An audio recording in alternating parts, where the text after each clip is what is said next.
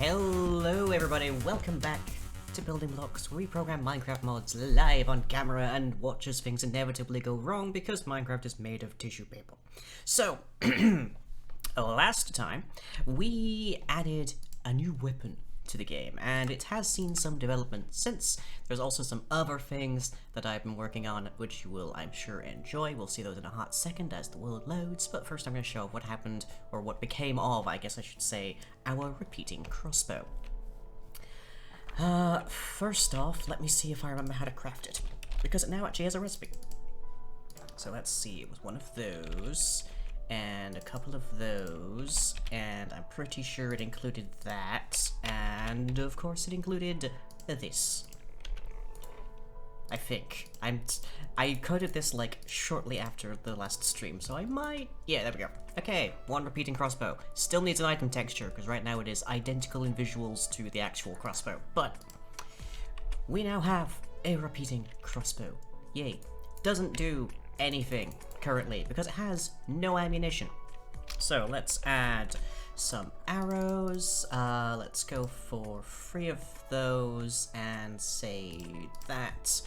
And let's grab some gunpowder, a bit of cyan dye, and I think maybe paper? I actually don't know how to make rockets terribly much, so let's hope this is right. There we go. Okay. And that, and this. Yay, there we go. Okay. So before, we were using the durability of the repeating crossbow as a measure for how much ammunition was left in it, and that meant that it pretty much only was able to shoot arrows.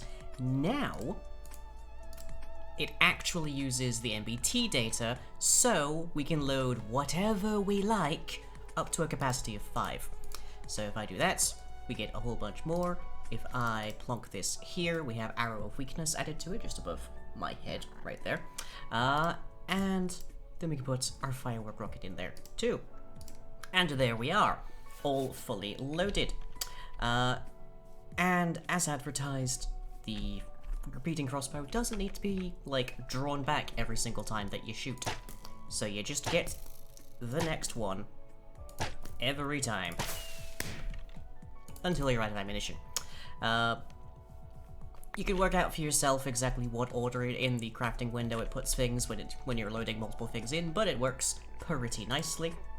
The main question when you're dealing with a repeating crossbow versus a regular crossbow is, do you think you can kill your target in 5 shots?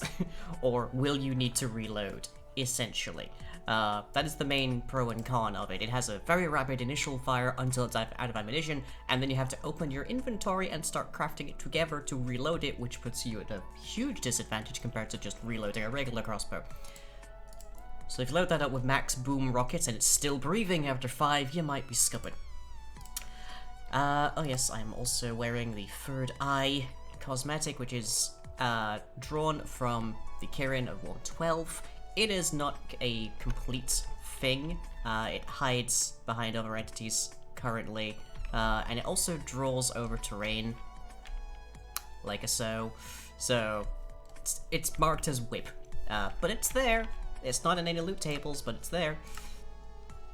Let me see. After that, the major thing that I have added are glaives and daggers. Now, the exact numbers on these, subject to change, might not be the same by the time it actually sees a release, but, you know. So the repeating crossbow gives us a, in exchange for a lengthy reloading process, we have a greater period between reloadings. The daggers, as well as the glaives, have similar pros and cons. So the dagger has -2 reach distance. Your standard reach distance is 5 blocks, so that reduces it to 3. It is weaker than an equivalent tiered sword, but it is about twice as fast. So if I grab myself a sword, I can demonstrate this real quick. So game mode, survival. So pretty much just watch the meter underneath my crosshair. I'm just clicking this every time it goes away. That is the fastest I could theoretically start attacking for my best damage. If I switch to the dagger, on the other hand, we can see it is a lot faster. For only 2 points less attack damage. That's only 1 heart lower. So you can't attack things further away, but when you're up close, you're just going to chew through them, essentially. And then we can also compare the Neverite Glaive, which adds 2 to your reach distance. Not currently stated in the tooltip, however, is that you can't attack things that are within about 3 blocks of range. So if when you are hitting an entity, the bounding box contact with your line of sight is less than 3 blocks, you can't actually hit them. Also, they are quite slow, even compared to the sword. So this is really a thing for keeping mobs, like, at bay. Also, it is huge. Look at that. Look at that. I'm actually kind of impressed I managed to get this, like, working as well as I did for that part. It looks a little wonky in the actual item icon, but nonetheless does work pretty okay. Yeah, the big stabby. The very big stabby. And let's see, how do I make these, if I remember correctly? I should remember this quite reasonably, because I actually, like, made this quite recently. And let's grab a couple of Neverite ingots as well, just to show this full crafting tree is there. So, dagger, very cheap. The trade-off in range is definitely a significant improvement in cost. Glaives had to be made diagonally. The reason being, if we were doing this vertically, we would get a shovel, which is not what we're after in the slightest bit. Okay, so straight forwards, and of course, just layer some Neverite on them to get that. Very handy. And let's just show off the full thing, because why not? So there we are. For whatever reason, and I don't know why exactly, in vanilla Minecraft, the recipes for swords are all separate. Same with axes and other things. And it feels like it feels like they made the possibility of grouping things together and then just forgot to back apply it, I guess. Because, like, all of these are the exact same layout, the exact same basis of recipe, but they're all individual. Whereas my glaives and my daggers are all in a group, so you only need to find one of them, you can see the whole thing. It's like, okay, it's a weirdness, just makes your recipe book that much harder to search through, but especially you've got the search bar, but I feel like if you make your system in a fashion that a search bar has to be used, then you've probably broken something.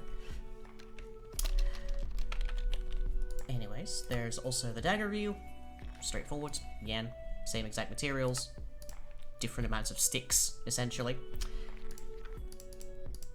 And that is what we've got so far.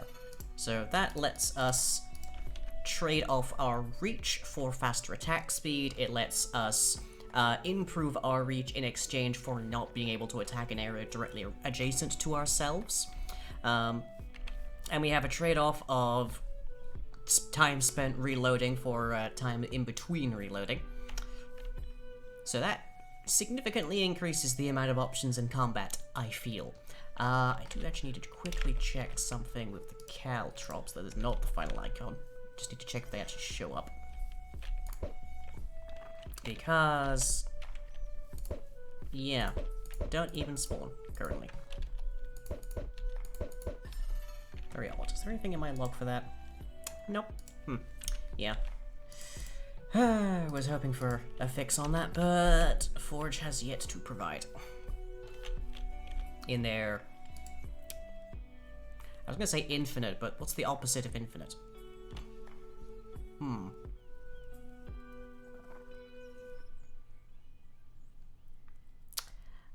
One second, everybody. Just gotta deal with something.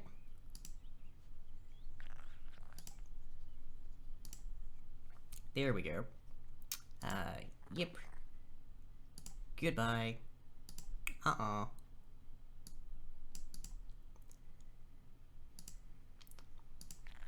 I'll give him credit, I haven't seen most of these quips before.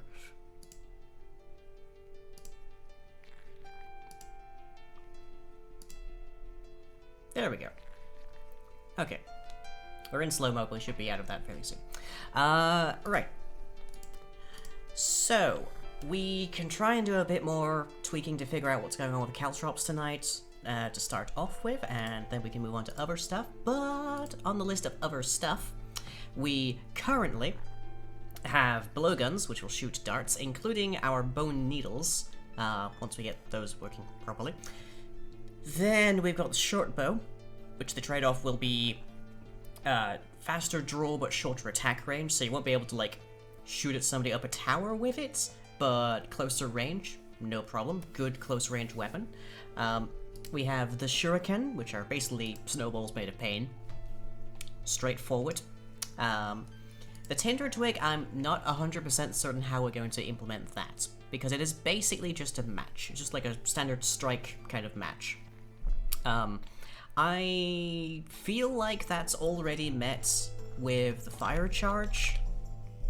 Like, the fire charge is also a craftable thing. Although, heck, if I remember exactly how it's made. One quick second, and I should check the wiki. Because, believe it or not, after more than 10 years playing this game, I don't actually know every single thing off by heart.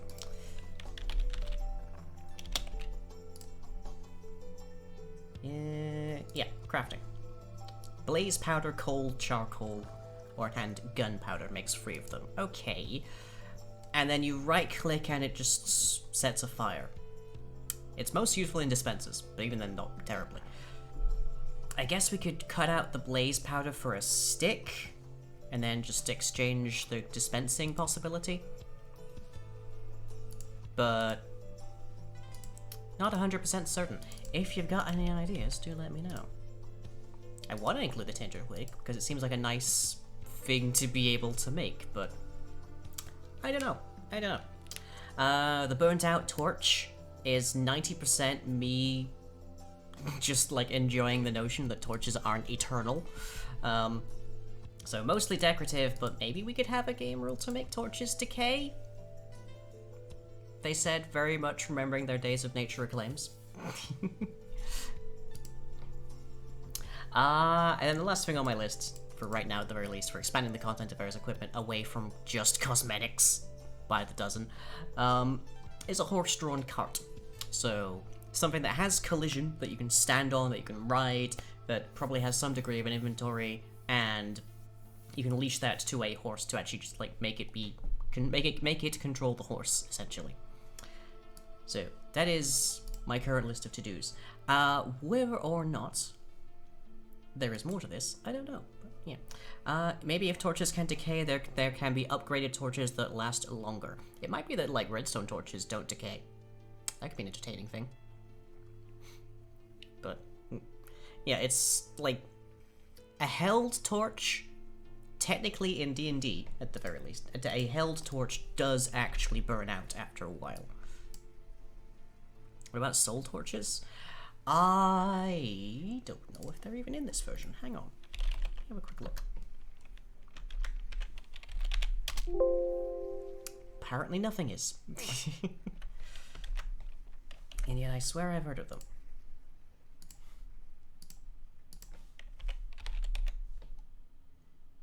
Soul disambiguation. That's a horrifying concept. Oh yeah, soul torches. What version were those added in?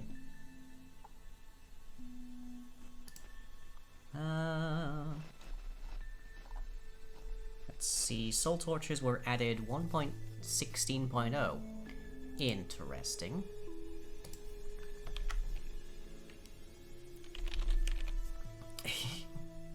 I tabbed back in, slow mode is on, and there are like 20 messages deleted. Something bad happened. Don't worry about it.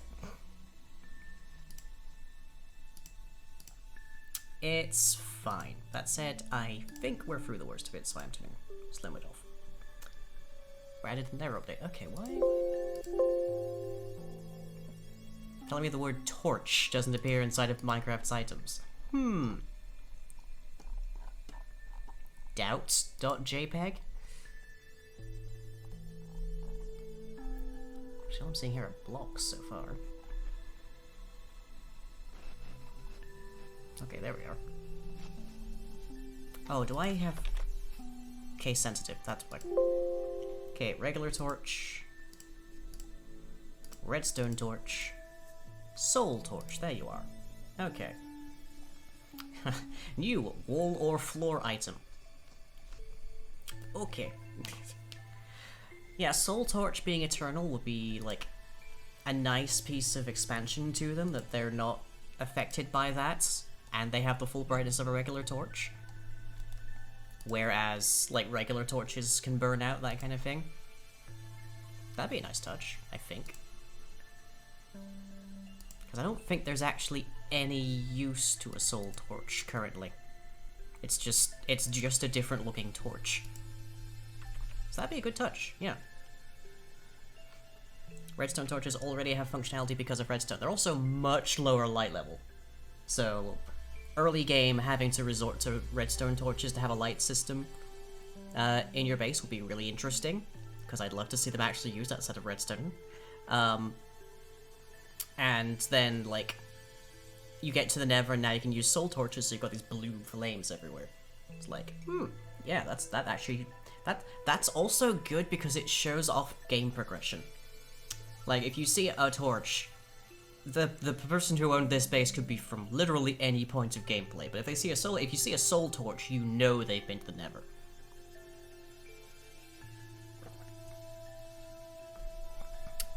Squats. Yep, squats.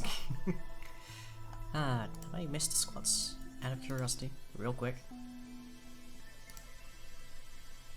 Nope, just the one. Okay, good. Nice fit, let's see the rest of it. Okay, fine. But somebody's gonna be on mod duty while I stand up. Just as by. Okay. Also, I should quickly... Yeah, Discord's fine. Grand. Okay. Y'all ready for this? Because I have a look today. It's probably also not the best of looks to do squats in, but here we are. So, yeah. Thought you might like that. It's not the most cohesive look I've ever put together, but still pretty nice.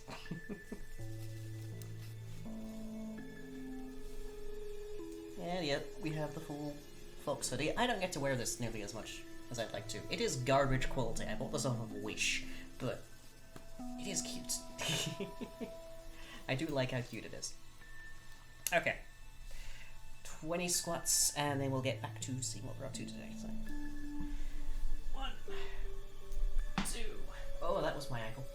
3, 4, 5, 6, 7, 8, 9, 10, 11, 12, 13, 14, 15, 16, 17, 18, 19, 20. There we go. It is quite warm in this jacket. Ugh. I might have last worn it during, like, winter. Come to think of it. I guess this is literally my winter coat. Right.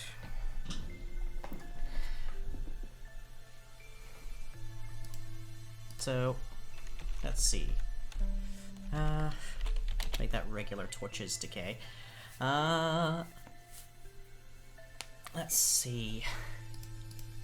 So yeah, how do I distinguish the tinder twig? That's my question. I'm still not 100% certain on that. But yeah, having blocks that indicate actual game progression because there are significant gameplay like consequences to them, really like that. That's good. It's like you can see somebody using a furnace, and then you can see somebody using a blast furnace, and there's a distinct sense of progression here. Not as much in actual vanilla Minecraft, but progression nonetheless. So anyways, let's see if we can figure out what is going wrong with this. Because right now it looks like the entity doesn't ever exist. Like it's not being created at any point. Is register data used? It is. Okay, that might be it. Let's just get rid of that. And see if that happens to change anything.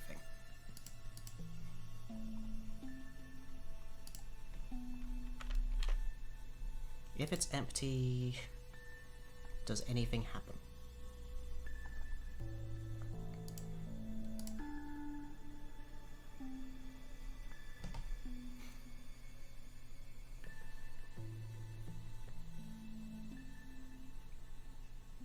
I will say this outfit was partially coordinated during purchase, because I absolutely did get like a nice black skirt specifically to go with these socks. I haven't bought many like clothing items, more or less in the past year and change, but you know, tried some. Okay, let's try this again. Is there an entity? Apparently still no. Okay, so that wasn't the answer. Oh yes, little bit of a display here. I don't know if these images are still completely accurate, but like that is more or less the layout. I think currently the glaive and the axe can knock shields, so if you think of when somebody uses an axe in melee, in like combats, they like knocks your shield down so a bit so you can't use it. The glaive does that too, for a lot less resource than the axe does. But yeah, here we go. I actually made an interface so that literally I can make any item behave like an axe in that regard, which is very handy.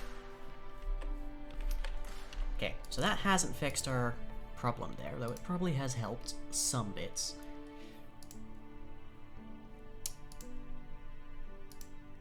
And seemingly we're not seeing anything.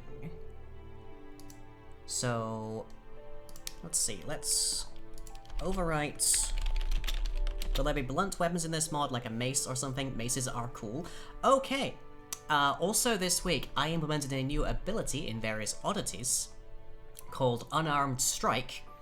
And what that does is if you are dealing unarmed melee damage, which is to say if you're punching somebody with an empty hand, it converts what would be generic damage from that, or just anything you happen to somehow be dealing, into what's called bludgeoning damage, which fills up a separate bar to your main health bar. And the hope is that once I get entities working properly, and figuring out how a few mechanics are going to work, we'll be able to basically beat people unconscious. Which is a weird thing to say on a live stream, but it'll have some interesting implications then. Because you could actually, for instance, have a fight with somebody without losing all your XP or anything else you happen to have that's like temporary or vanishing, that kind of thing. Also, I definitely want it to be that unconscious bodies can be leashed, so that you can drag them places, so that if somebody gets knocked out in a bar fight, they might not actually wake up in the bar. Which is, that'd be fun. Currently, it's just a bar that ticks up, it doesn't do anything. It does go down, but not very, not really, it doesn't have any actual meaningful implications yet. Okay, set dead. And we're just going to do super set dead. Yeah, violence. Violence is a very, very big part of D&D. So. Can unconscious bodies be looted or pickpocketed, though? That's the real question. Good idea. Good thought. I guess I could give them, like, an accessor kind of inventory, but I don't currently have the bodies themselves actually, like, implemented, so. A lot of what they can do is up in the air.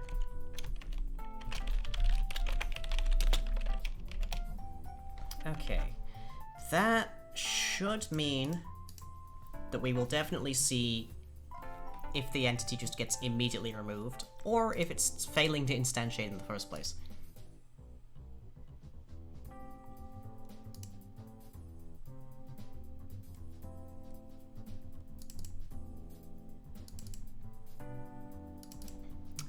We do have tossed vials. I know those work, or they work to some degree. I know those entities become existent, so that part's fine.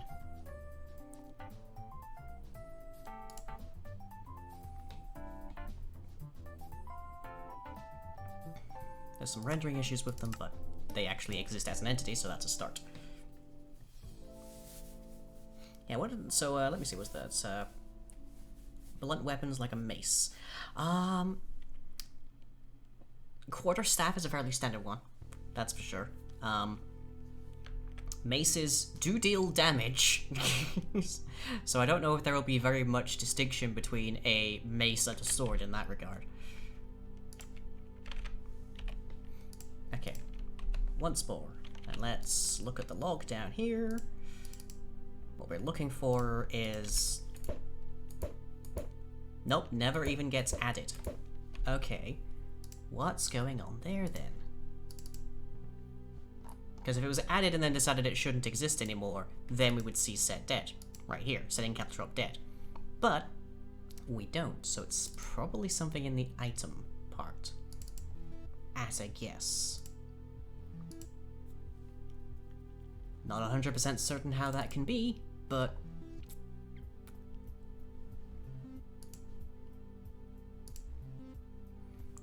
if it crushes armor or disables shields or something like that. I mean, still in those points, why not just use an axe?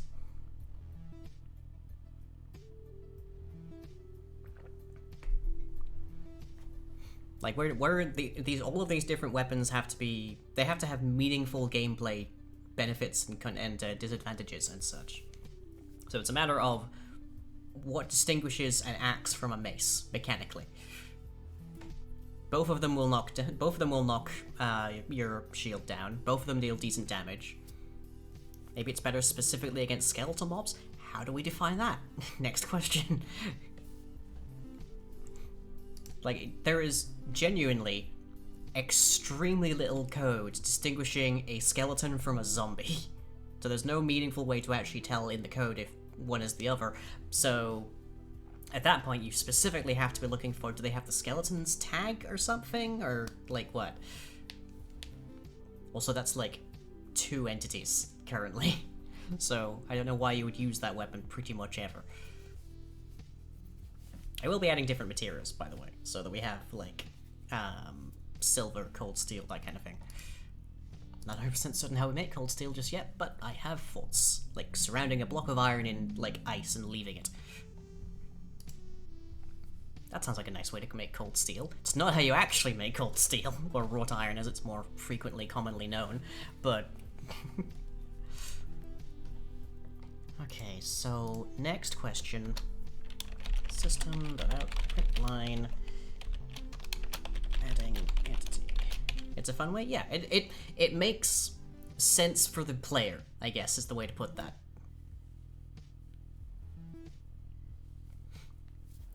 Who do you think will knock out someone and move them to a dungeon or prison cell?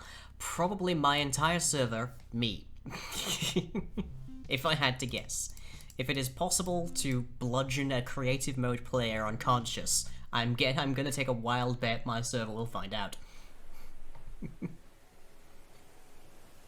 Maybe maces could deal bleeding damage if you have that coded because of internal bleeding or something. We don't currently have that. Would be interesting. There's no mechanic for that in D&D though, so I don't have I don't have an equivalence kind of thing. But it's effectively poison at that stage.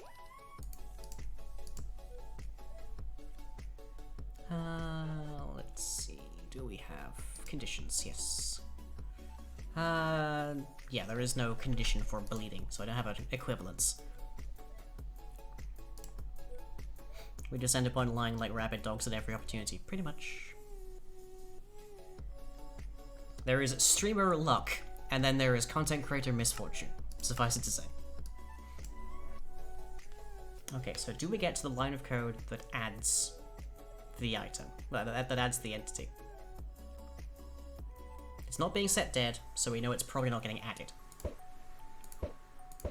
Yet we do see adding entity. Okay. What an interesting mystery. So it gets added, it just doesn't live for long enough to do anything, apparently. As near as we can tell. Am I calling the wrong function in there? That's the next question. Nope, add entity is fine. Okay.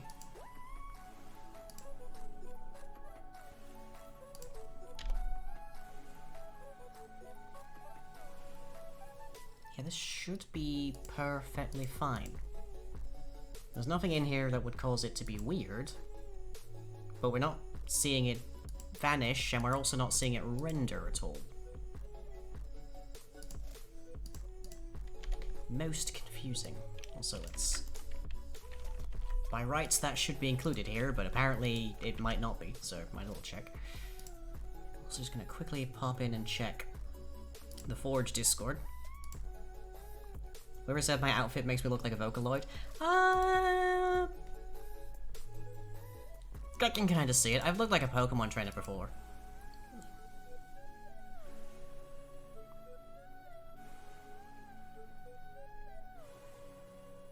Are there going to be magic items in a various mod? Absolutely! Absolutely. There's going to be a whole magic system in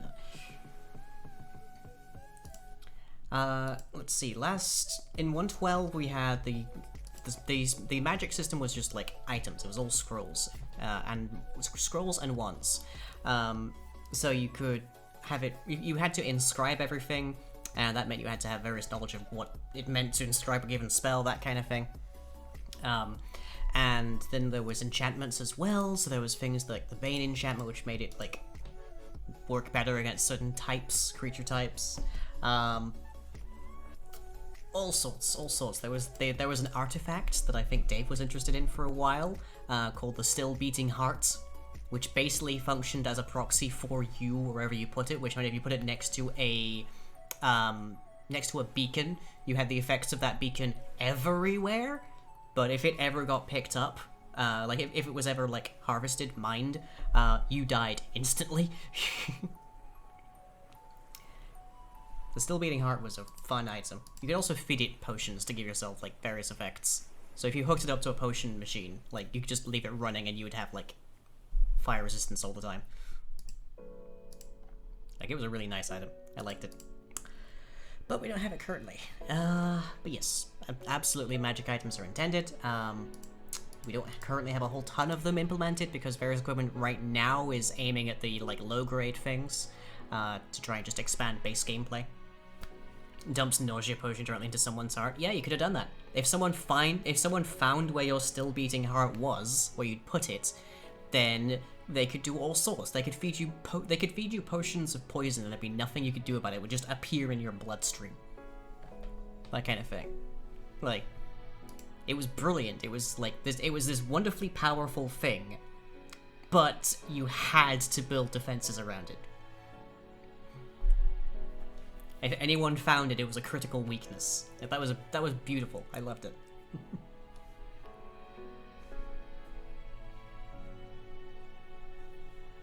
Anyways, I really don't like. We definitely created. Is there something in here, perhaps, that calls it dead? No. Okay.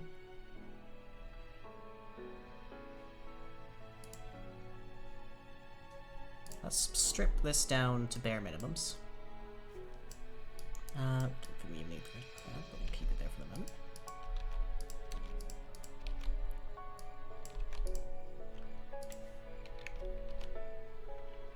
Yeah, the Still Beating Heart was a fun item. I loved it. Okay. That is the absolute bare minimum, I think.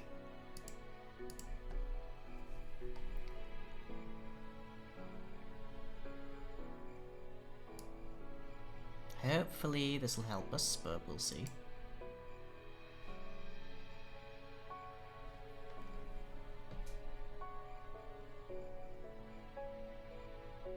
The idea of the caltrop by the by, just while we're waiting for this to boot up, is that it doesn't do very much damage. Like, I think at most right now it's currently geared to do about 1.5, 2 hearts of damage. And then it immediately goes away. So it's like single punch damage, doesn't bypass armor, that kind of thing. And doesn't go through like most forms of damage reduction, doesn't go through most forms of damage resistance, that kind of thing, just plunk, that kind of thing. Little bit of knockback, of course. So you throw these on the ground and they wait there until somebody collides with them and then they take that bit of damage. So it's meant to like harry people, it's meant to slow people down who are chasing you. That kind of thing. Yeah, we're still not seeing anything. Nothing is being said as dead, we can see. I don't know what's going on with this, it's very weird. Let's compare holy water, which obviously isn't rendering, but does have an actual effect.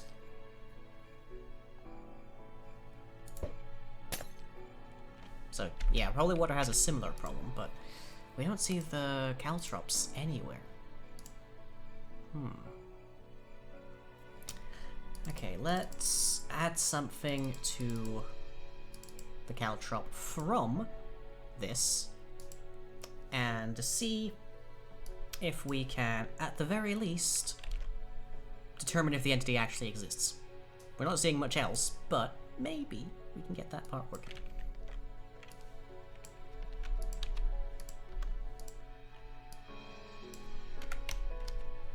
So we just tell it to do the potion blast effect, which is that, and see if it does anything. Because it might be that it's only not rendering, but I don't know.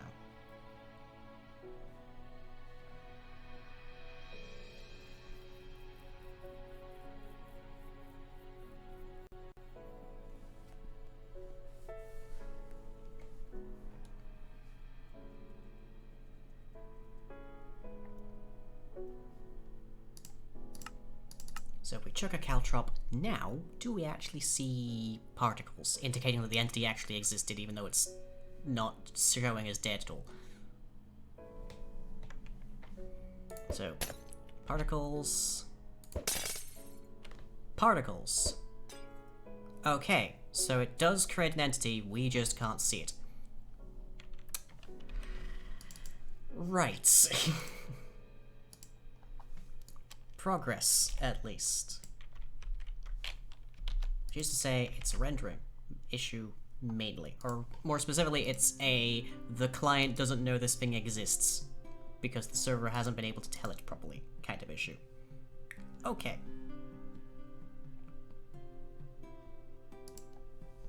That's something. Yeah, easiest way to think of a still beating heart, by the way, is more or less the same way Dave was going to treat it, which was a phylactery. A lich's phylactery. Or if you're of a particular age, a horcrux.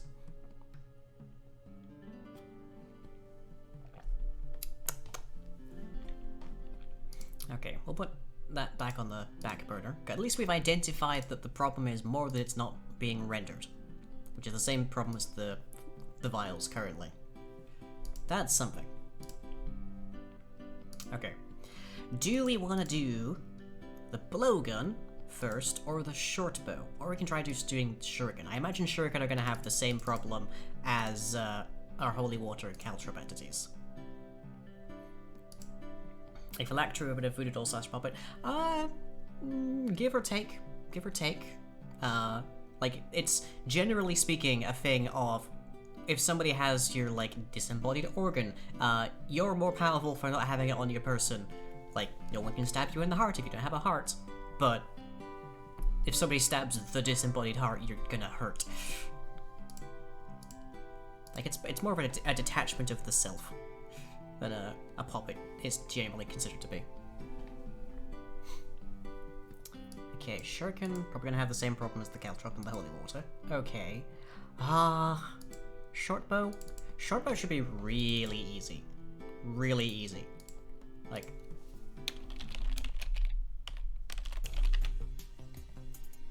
pretty sure we can just extend from bow. Or bow item. There. Because they flipped everything for God knows what reason.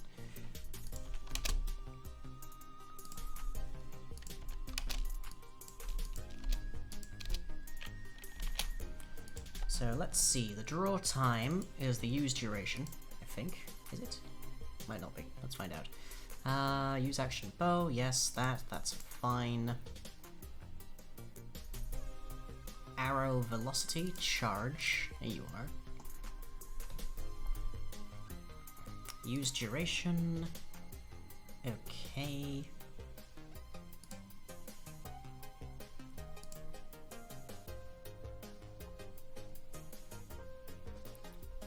Trying to think, where do we get the draw state from?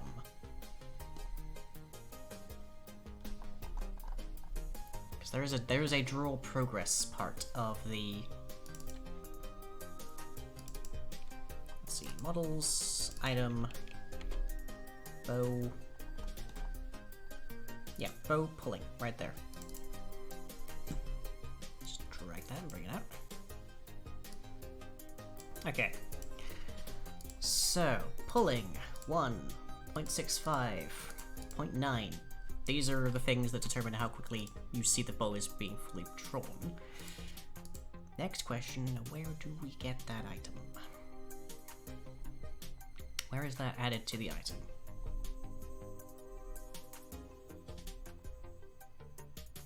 I'm not seeing anything, so let's check items. Bow. Where are you registered?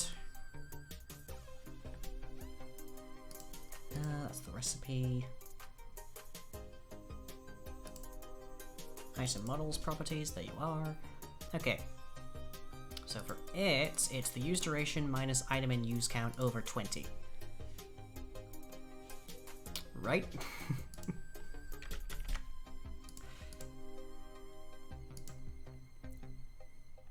So basically, we want to get, we could say half and half. So full draw will take like about a second and a half, but velocity is halved. So like caps at 0.5 or something. Makes the most sense to me. That is a static member though. Annoying. Because that means we can't just override that in shortbow, it means we have to re-implement the entirety of this. Pity. Pity, pity, pity. More or less everything else, I think we can just keep exactly right, though. I don't think there's anything else here that needs to change. There is also a question of how do we make a shortbow? Because the only thing I can think of is like, it's very hard to make the recipe for a bow any smaller than it already is. So, bow but smaller doesn't really, like, work for us. Let's see, crafting. There you are. Like, how do we make this smaller? I don't know. Do we just have an anvil drop on a bow item or something?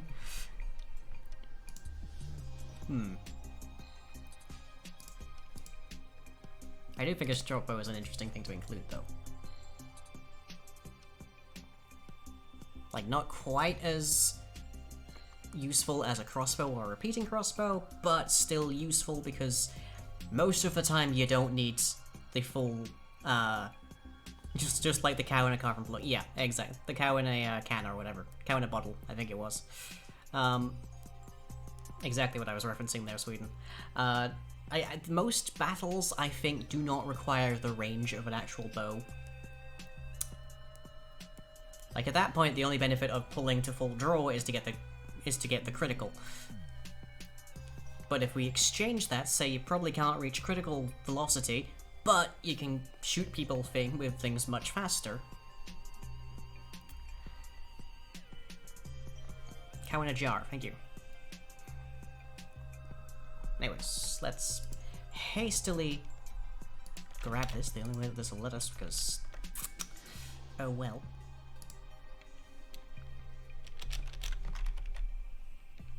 So let's see. Turn bow item dot get arrow velocity charge times 0.5. Because that's what we're after here. And then basically we just have to leave all this. All that is perfectly fine as is. The only reason we have to clone all of that is because this was made a static function for whatever godforsaken reason. Thereby meaning that every single bow has the exact same velocity. Bit of a pain, that. Bit of a pain. Let me format this.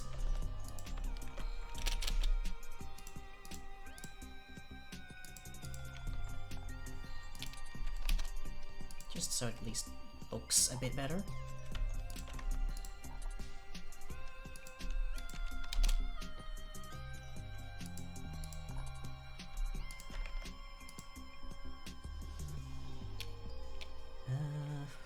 Okay, so let's see.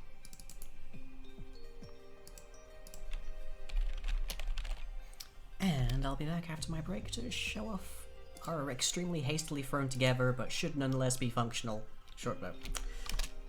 So, catch you in 10.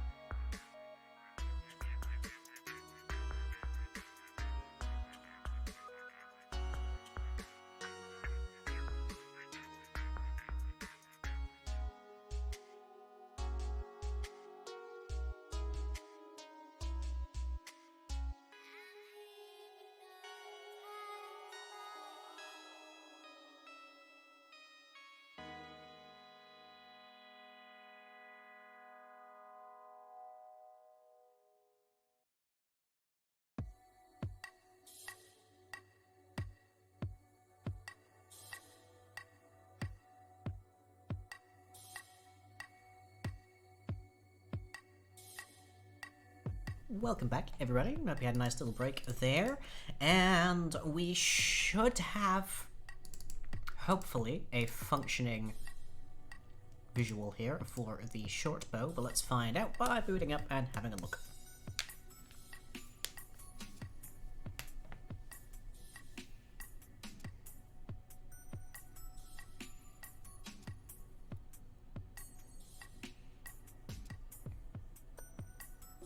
How do we want to, like, I don't think we'll get to it tonight just because of these rendering issues, but how do we think we'll get the blowgun working?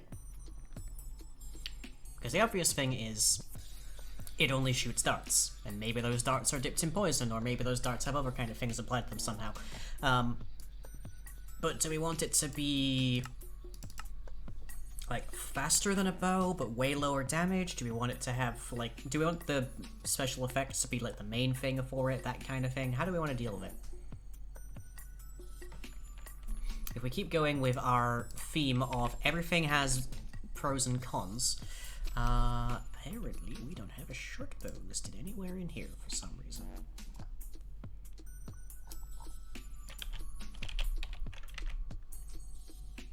Yeah, where is our shortbow gone?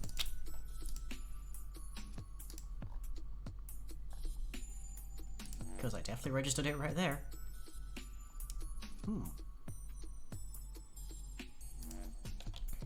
Tell you what, I bet I know.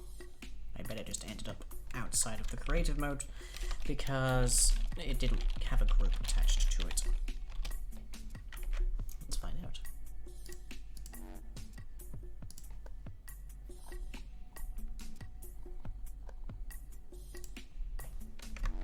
I also finished up making this a little more readable. It's maybe not a huge amount more readable, but at least it's a little more readable.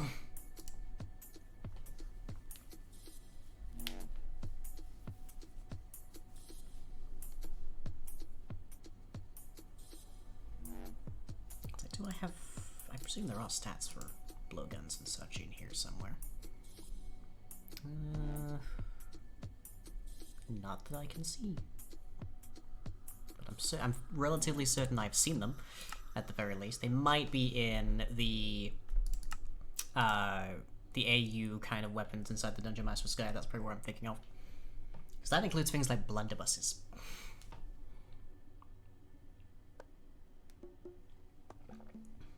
I do like the idea of having an arquebus. That'd be cool. There we are. Shortbow. Right. So... we should see that this goes generally half as far as a full-drawn bow. Let's get one for comparison. Not changing my camera angle at all.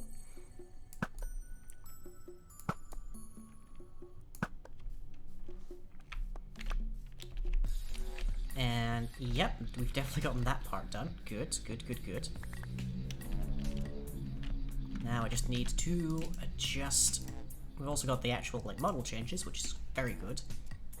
Kind of integral here. So we go down here, this is where we register everything to be displayed in certain ways. Is hand active, active item stack? Nope, no, we want the pull degree here. Use duration minus item in use count. Okay. Over 20. If we do that over 10, we should get it twice as fast. With no change to the upper limit of where these actual arrows end up.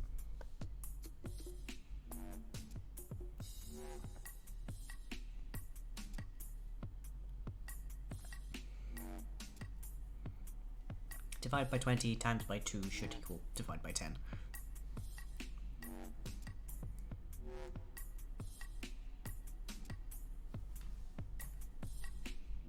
So the short bow, in summation, is identical to the bow, except that it draws twice as fast and shoots half as far. I'm going by old school Team Fortress 2 kind of like design logic here of nothing is a direct upgrade, it's just a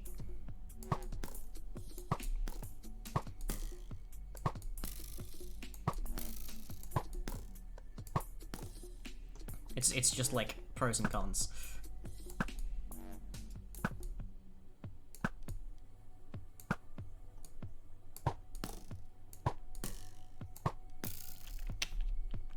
Do you think there is a little bit of a problem there? Trying to fire these as soon as they reach that second spot.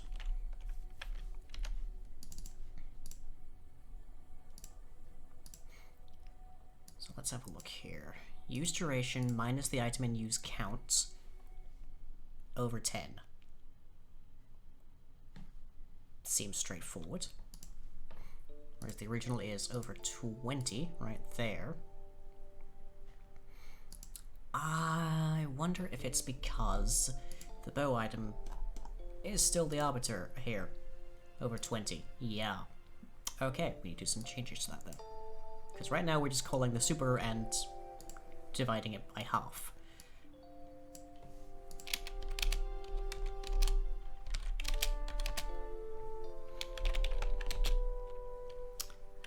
Let's see. Vol.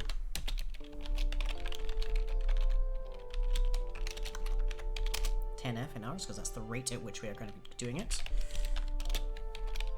Vol squared plus vol times 2 over 3. What a weird way to go about this calculation. Very weird.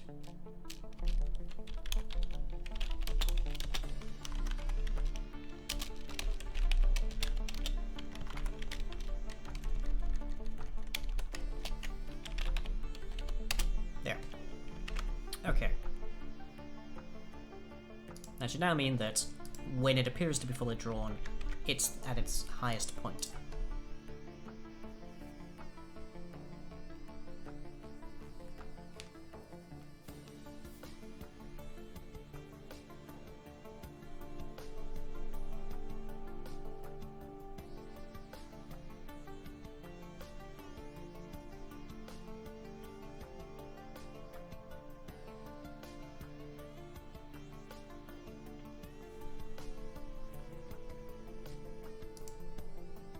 See what we got. I'm just noticing that my glasses really need cleaning. Oh, I'm seeing smudges everywhere. Okay, quick test here. Am I facing zeros? Close enough. Okay, TP.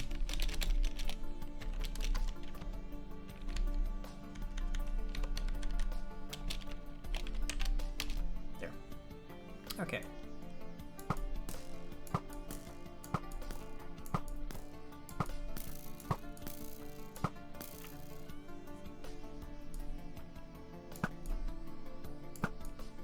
So just releasing as soon as it enters that last step.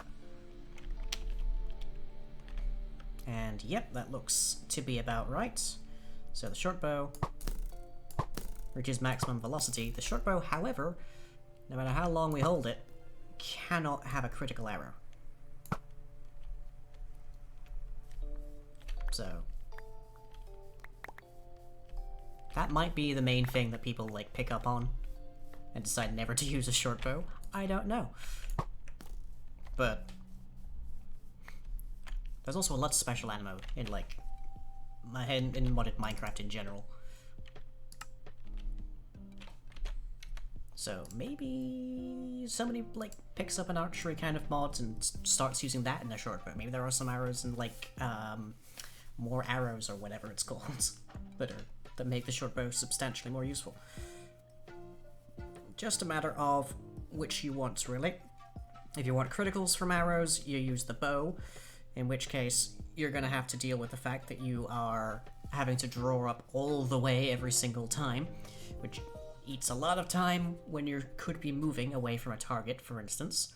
But if you've stocked yourselves to the gills with like arrows of harming, it doesn't matter much if they're not critical.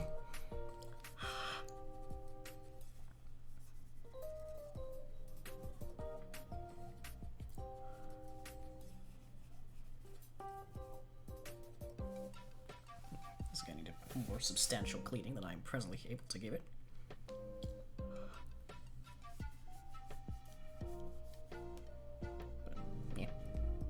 Good enough for the moment. Okay, so we do need to figure out a recipe for the short bow. Something which is at least as accessible as the recipe for a bow. Because I feel like you should be able to use the... I feel like you should be able to get access to these at the same time.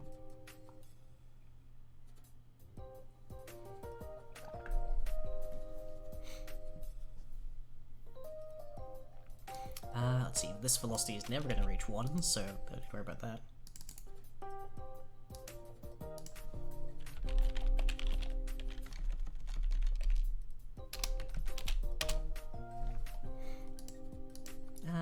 can be flaming, sure. Can have punch, absolutely. Punch is probably going to be one of the biggest things to add onto this, honestly.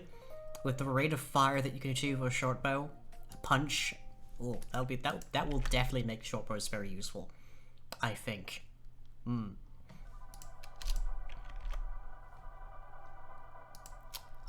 Everything else here looks about good, though. So we just need to figure out a recipe for that, but that's good. That's fine and done. And also it needs actual textures, but yeah. Okay.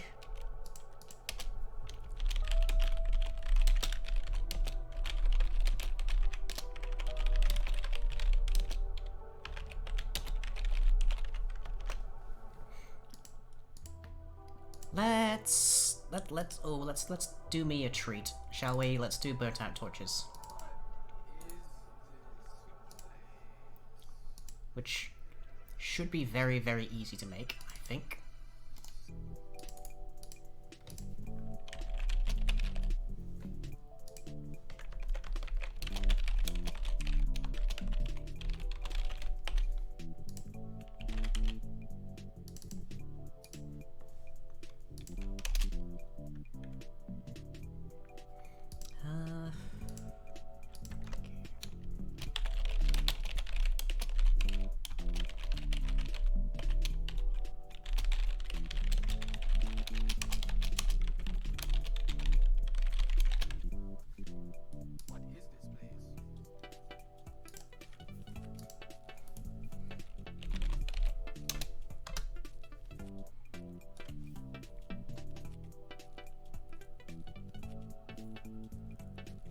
Doesn't need particles of any kind. He will need the shape.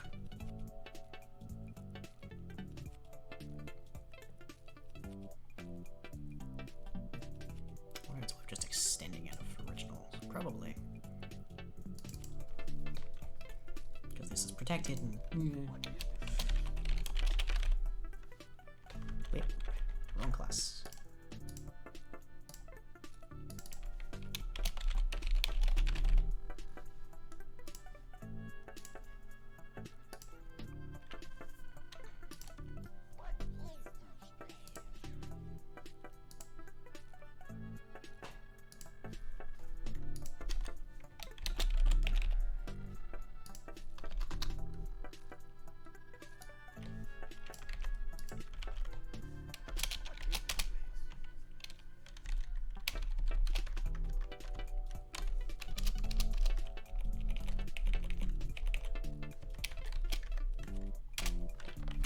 So no animation, but otherwise that.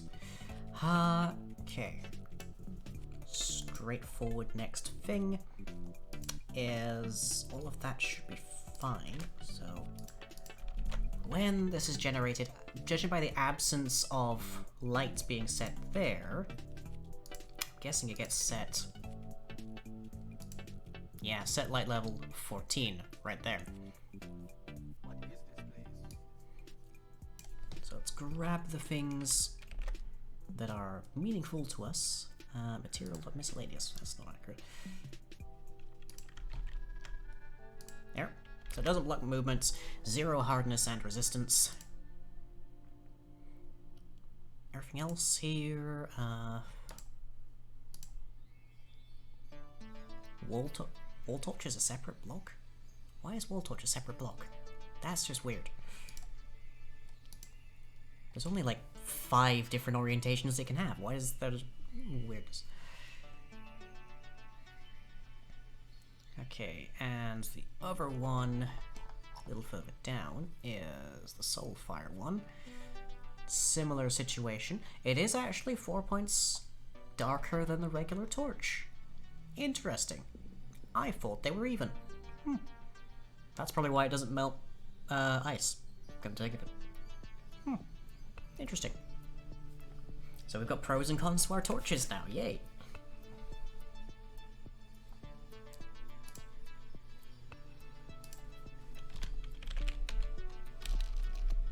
Let's see. Dot group, is it? Apparently not.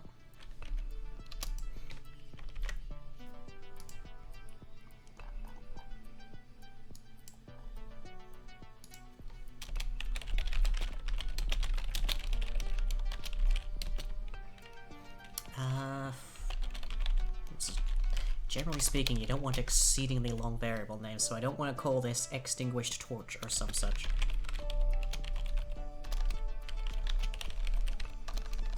My typing has gone to heck, oh dear.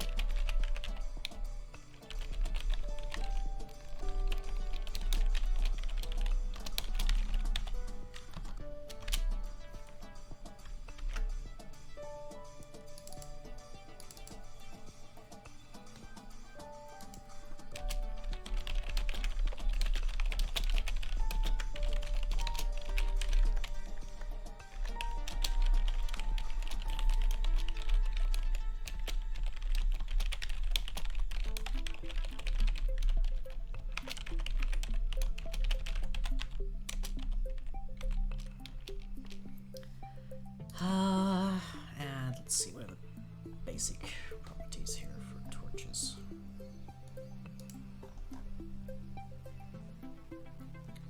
Just apparently miscellaneous.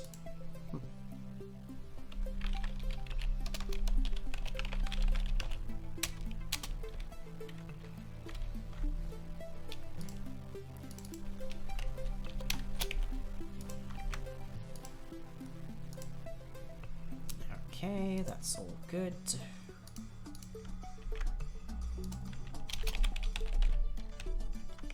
That's all good. We don't have a block model for it yet. But let's run.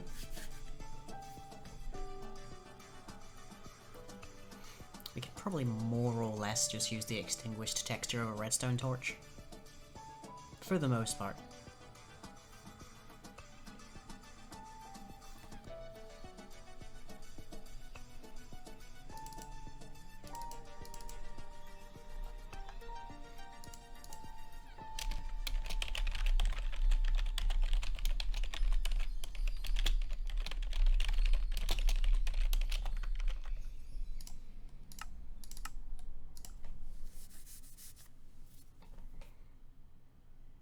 Yeah, this goes way, way, way back for me, making extinguished torches.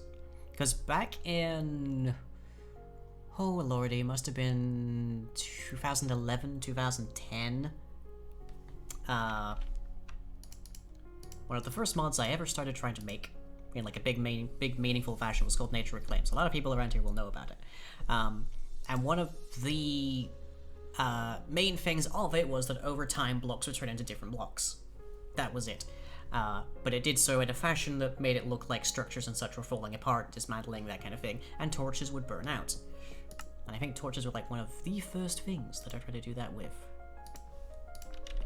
Okay, so if I just take this in here. No lights, good.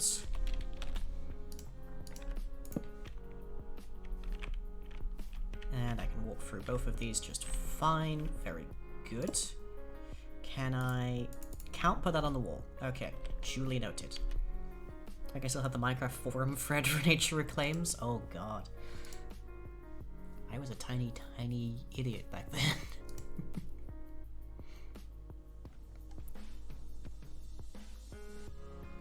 Update post placement. There's that. Where does the wall torch get used exactly? Like, what puts that down?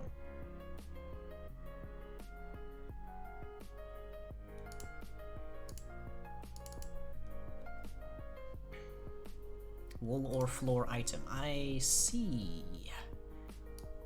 Okay, that's interesting. So we have to give it... I still don't know why it has 2. It only has 5 different potential, like, variations. It should be able to just have 1. But... oh well. Okay, let's give this thing a model so that it looks a little bit more like a torch.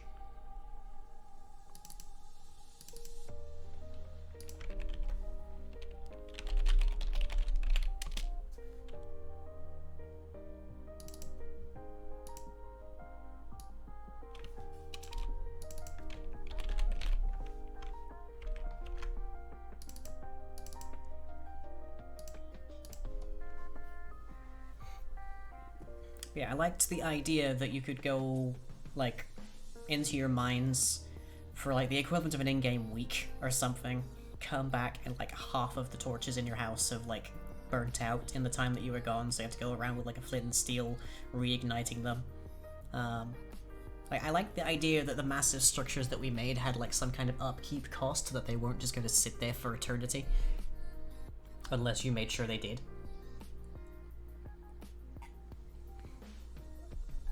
And that the manner in which something was created affected how it deteriorated. Like, you had to build things in a very specific kind of way to avoid them falling apart.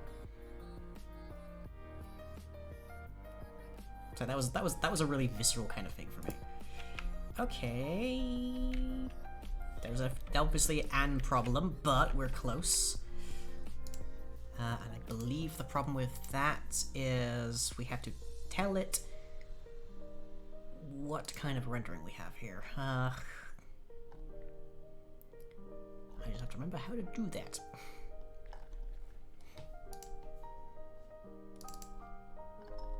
Though I'm fairly certain I have already done that.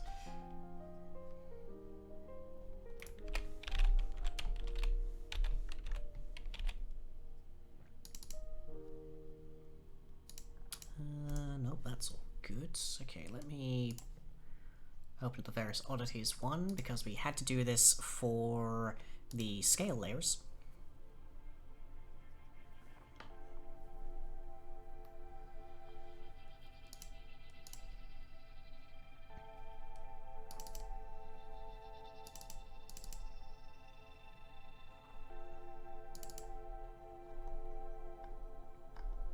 And for whatever reason, you have to do this, like, right there. Okay, we are gonna have to close this, because we're gonna have to reboot that.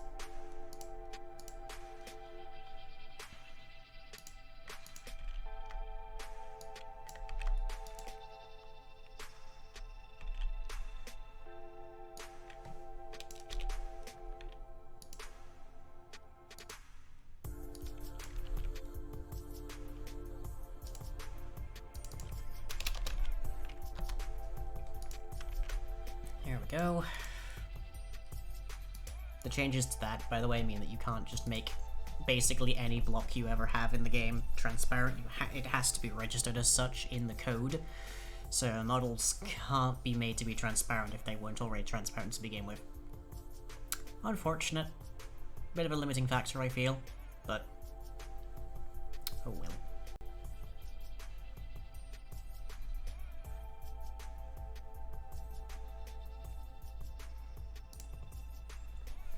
Should now mean that this is actually transparent properly.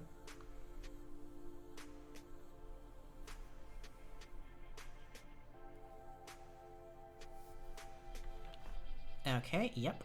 No light from that, it's just there. Has the right bounding box, good. Okay. Let's quickly make the wall equivalent, I guess.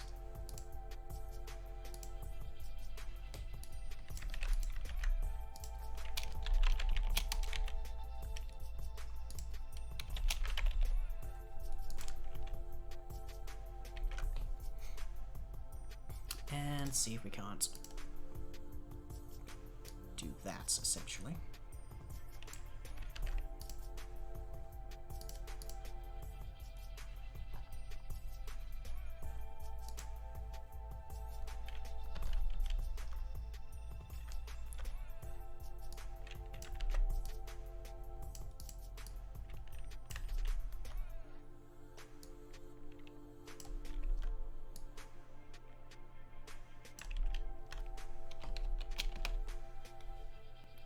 Okay, just seem to have a problem there.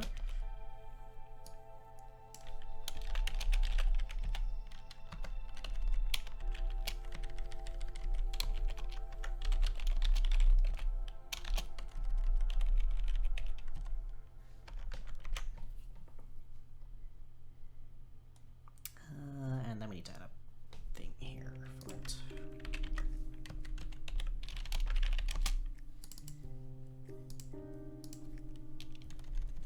guessing this is wool torch.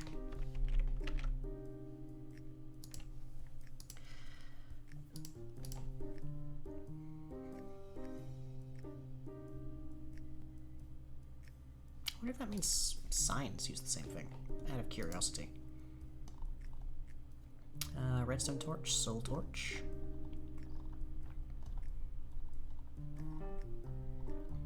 Doesn't seem like it. Coral.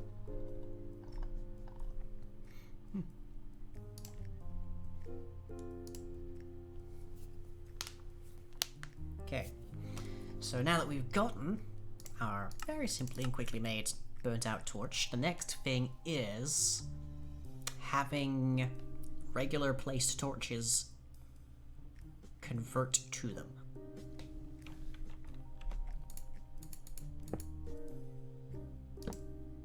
Weep. Okay, there's evidently a little bit more here. Because we got the right model, but it's actually placed on the ground. We also need to add the transparency to it again.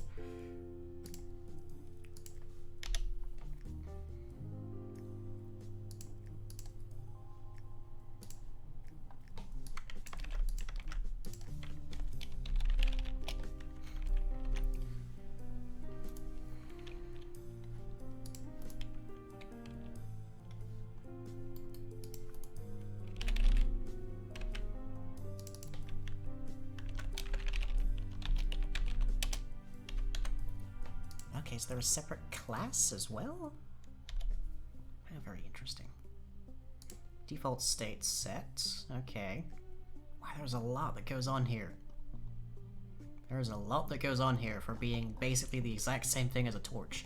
The only thing I can think of that would explain why they have whole separate blocks for this is, I guess, just so a regular torch that's just on the ground has less data?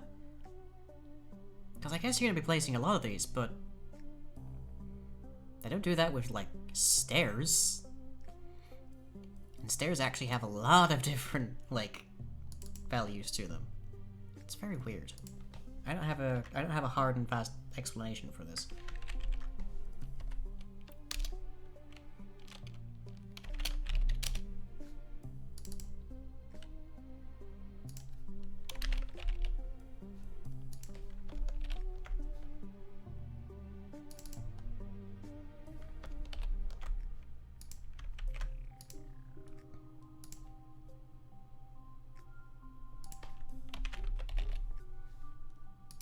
Let's refactor this so the name of this class is not quite so magnificently hefty.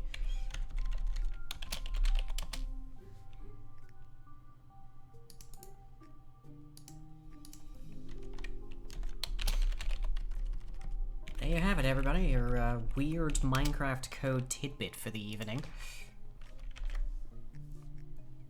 Which, namely, a torch on a torch on the floor is a whole separate block and class to a torch on the ground. Who knows why? It's just something that apparently was done. Age and age ago.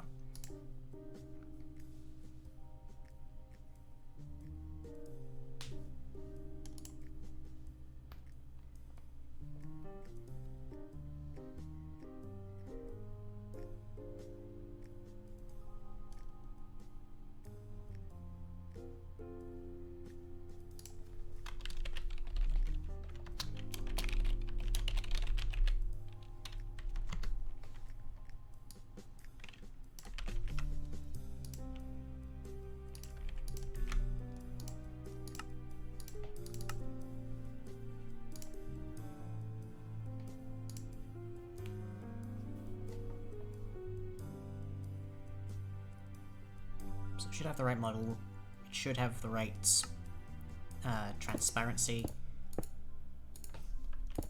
Maybe not quite.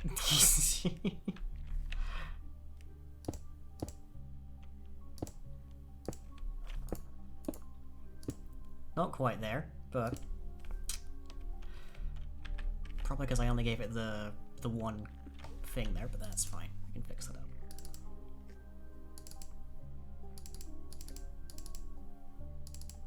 Yeah, I just gave this the one model, so it doesn't understand that it should have more than one rotation.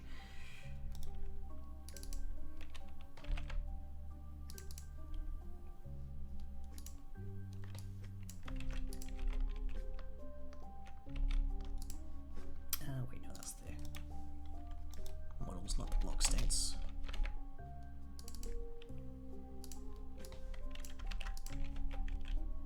There we go.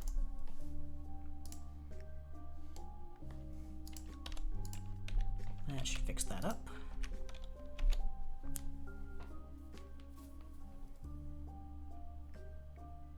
At the very least, having, like, degraded versions of blocks should help them to, like, be useful in decoration. A lot of Dungeons and Dragons takes place in, like, dank, decrepit crypts kind of scenarios, so having blocks that look more like they could be decayed versions of existing blocks, kinda helpful, kinda helpful. Okay. Next, try and get that to turn into that.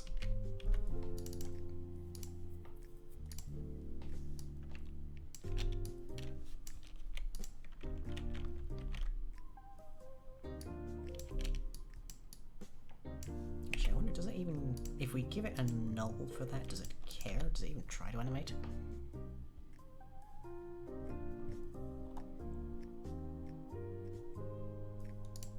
No, and it'll make smoke anyway, so it's probably not worth it.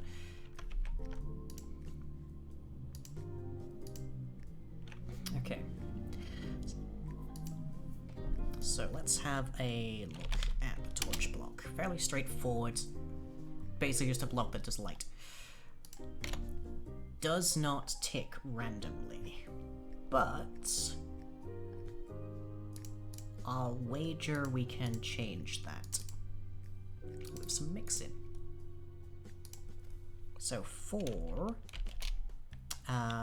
torch block mixin,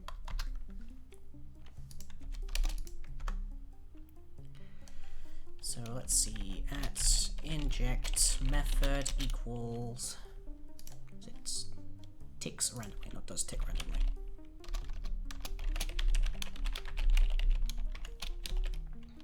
At the head, public void ticks randomly, final callback info returnable boolean CI set return value true.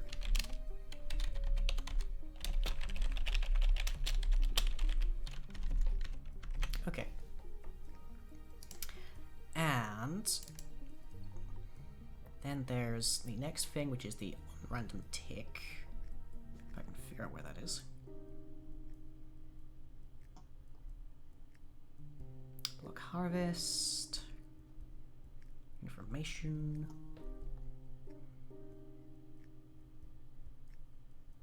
Or it's just called tick.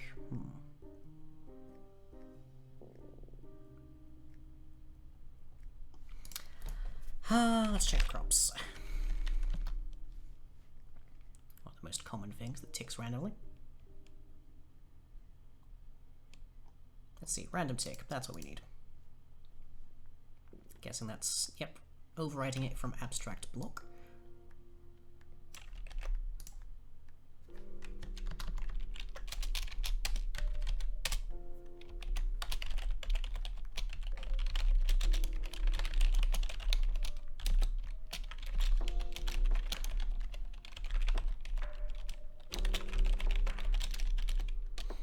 This doesn't need to be cancelable because we're not changing any outputs.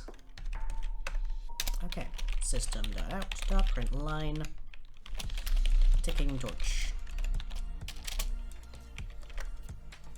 Okay. So if we add that to our mixins over here, torch block mixin, that should hopefully, fingers crossed because mixin is a little bit of a fickle beast, should make sure that torches actually tick randomly, and therefore will eventually random tick.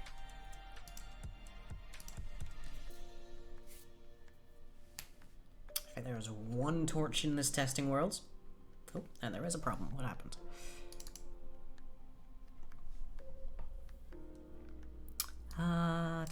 Mixing. Oh, mixing. Look at mixing torch block. There. Helps to actually tell your mixing that it's mixing.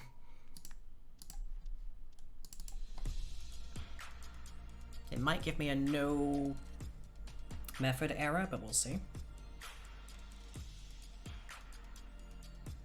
Mixing is very much a power that I should not have been given. Because I can make a lot of things work a lot harder with it. Okay, good. Managed to boots. And yet here I am with this power, yes, because someone was a fool.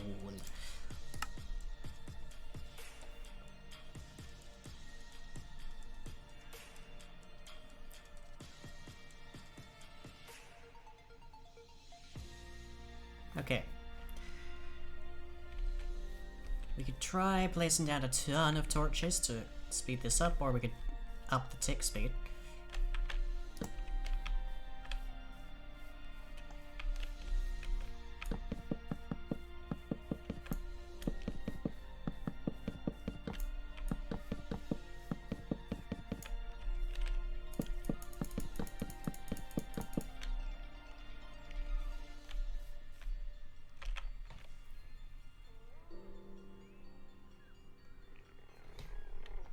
Goal here is to make a block that doesn't tick normally actually tick.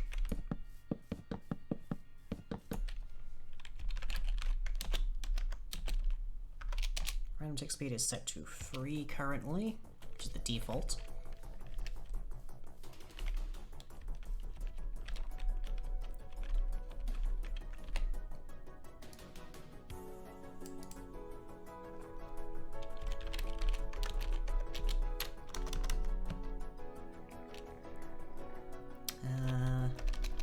Change there, okay. Let's add a sys out to here.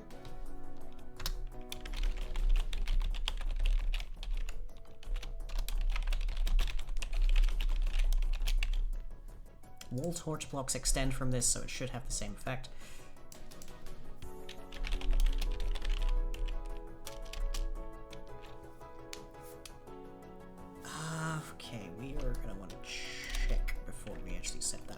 But for the time being, let's just turn it to stone.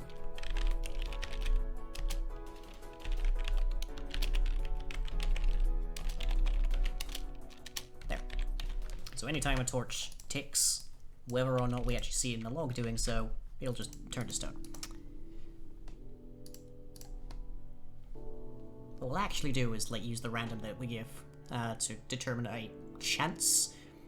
And that chance will be likelihood that this thing, 1 in, say, 1,000 ticks, it'll turn, in which case its lifespan should be, on average, about 1,000 ticks. So whenever we want to say the lifespan of a torch is, we can use that.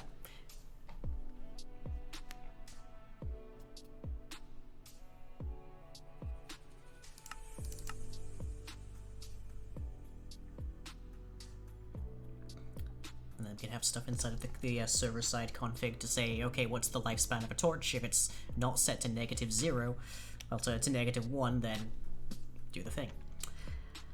Okay. I'm not seeing anything here. Is there a part of this that I've missed?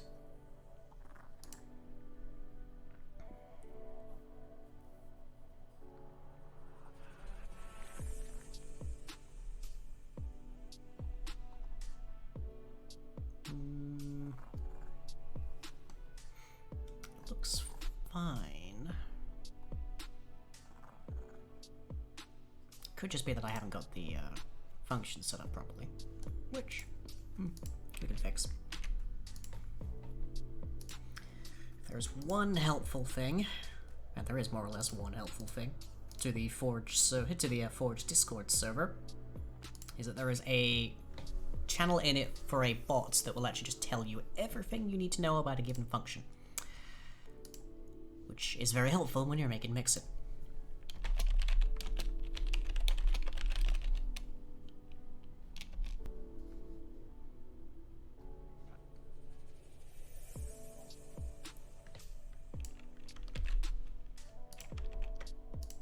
So I can just give it the two functions that I'm trying to deal with, and it'll actually tell me what that value needs to be for it to know exactly what you're looking for.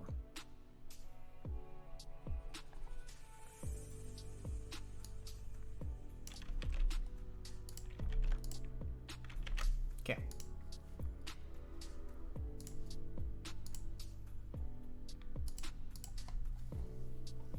So hopefully right now it should have a problem, because one of these doesn't have a CI.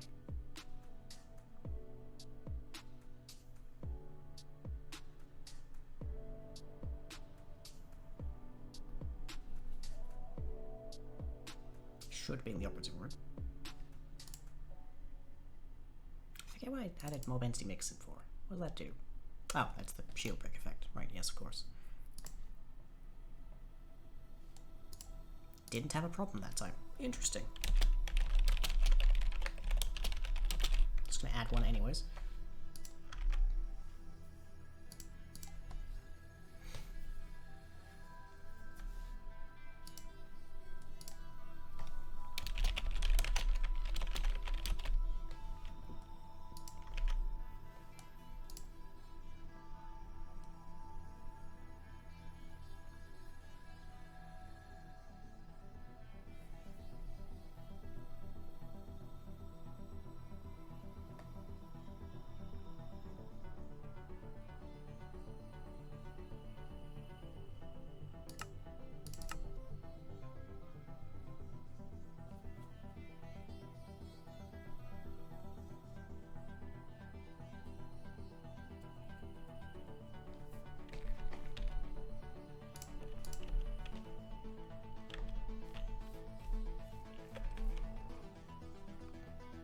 Staring at a bunch of torches right now. This should probably be bad for my eyes. Yeah, still not seeing it kick in. Interesting.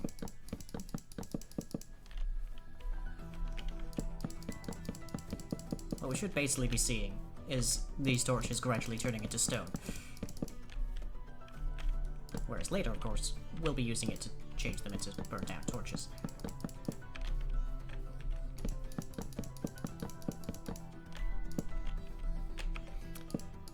Maybe that's the use of tinder twigs. You can right-click on them to right-click burnt torches to relight them.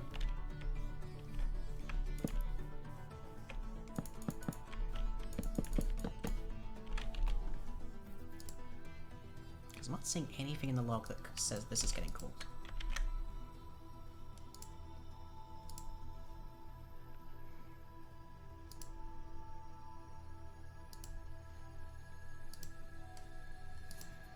So I wonder what's going wrong.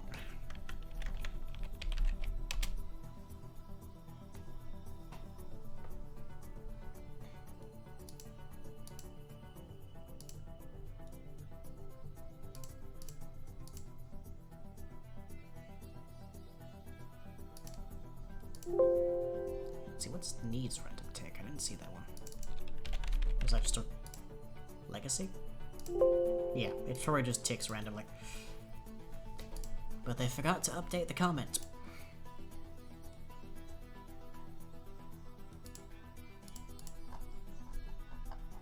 Where is ticks randomly set? Out of curiosity. Because I see it there. Kind of abstract block. Okay.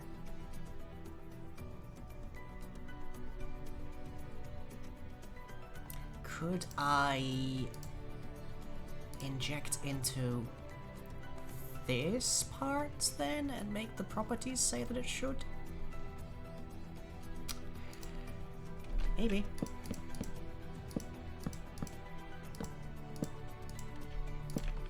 As I mix in quite fickle.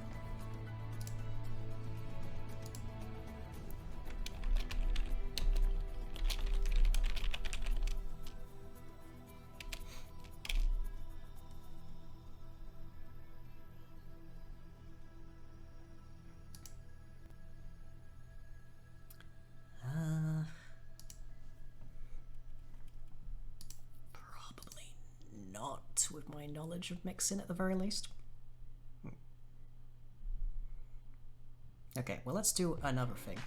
Namely, let me actually put something in here and see, in fact, if this works at all.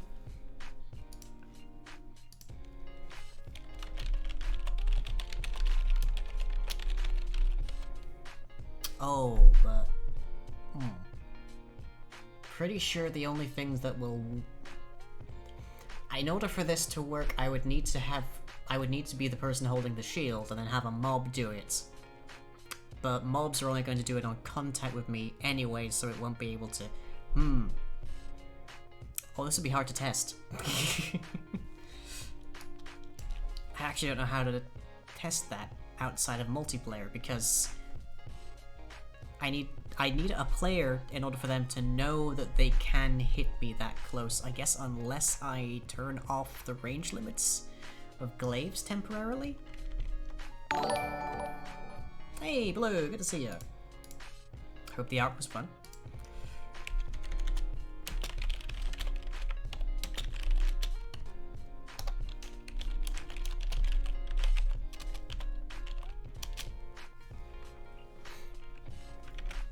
Okay, so if we go to our glaives and turn off this code, which is what makes it so that you have to be beyond 3 blocks, give a glaive to a zombie or a husk or whatever, then hopefully that works out okay. Hopefully. Scrim's in the chat there for Blue and such. Alright. So, the goal here, I should stress, is to detect that, and if this works, then it means basically any of our other pieces of mixin are working, and it's not the mixin having a problem, that's the issue. Also means I can actually test if the shield knocking works properly.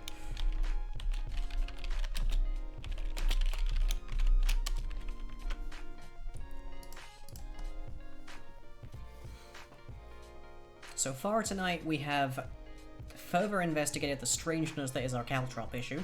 We have implemented a shortbow, which shoots half as far as a regular bow, but draws twice as fast. And we've added a burnt out torch block, which is exactly like a torch, but doesn't produce any kind of particles or light. And we are currently trying to use... We're trying to hack the vanilla code, essentially, to have regular torches turn into those burnt out torches. Later it'll be conditionally. Right now it's eternal.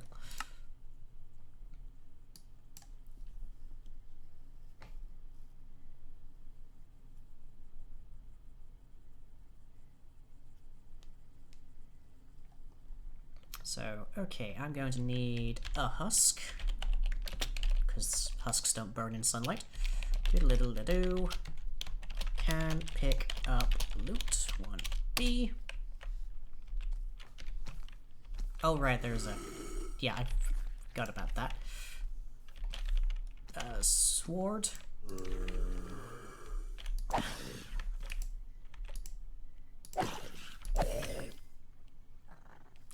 Well, I technically achieved my goal. It's fine, I don't think I needed that husk anymore anyways. Okay. Give you a glaive. Maybe make it the wooden one, just so I don't die immediately. Husky? Come on, Husky boy. Could you stop running from the weapon I'm trying to give you? Stop. Stop. Take. There we go. Okay, that's horrifying. Okay.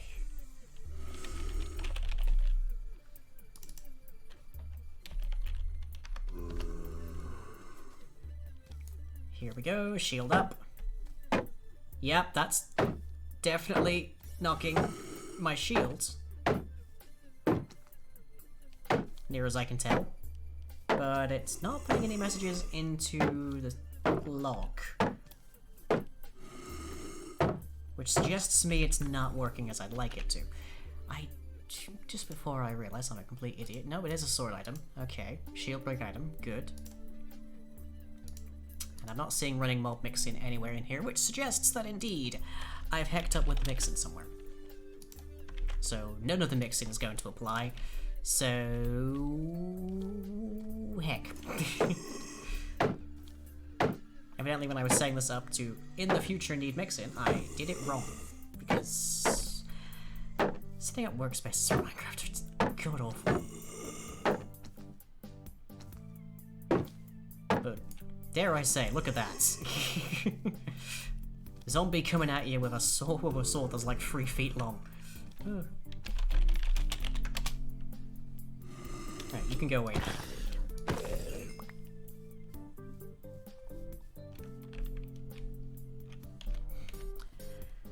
Okay, well, at least we've identified that problem.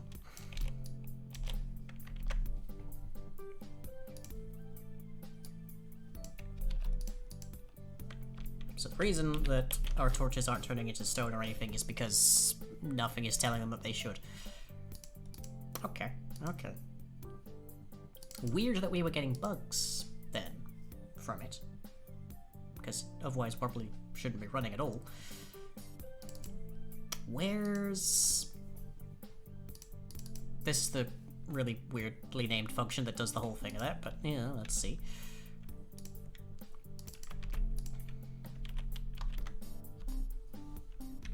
Yeah, that is the thing that does your shield damage, as it were.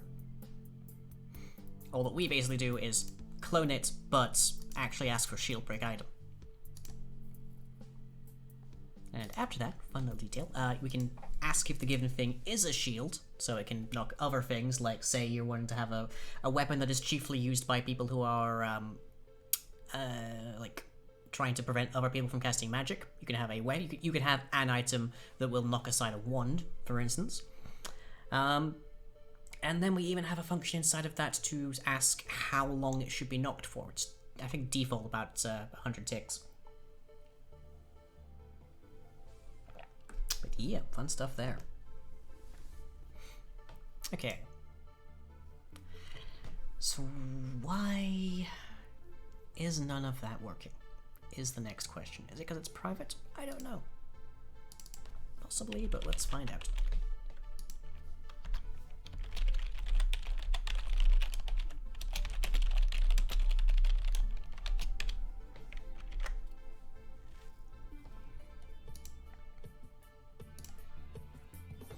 I'm presuming that this works for players. Let's find out. Are players an extension of living entity, not mob entity? Then where...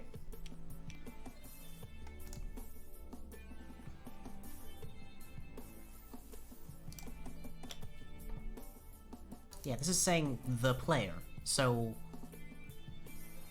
Is it the player that gets... Yeah, the player gets it with the break time, so it should be whenever it attacks somebody that is a player holding a shield. So it's not... I'm not wrong in that it's actually the other way around or something.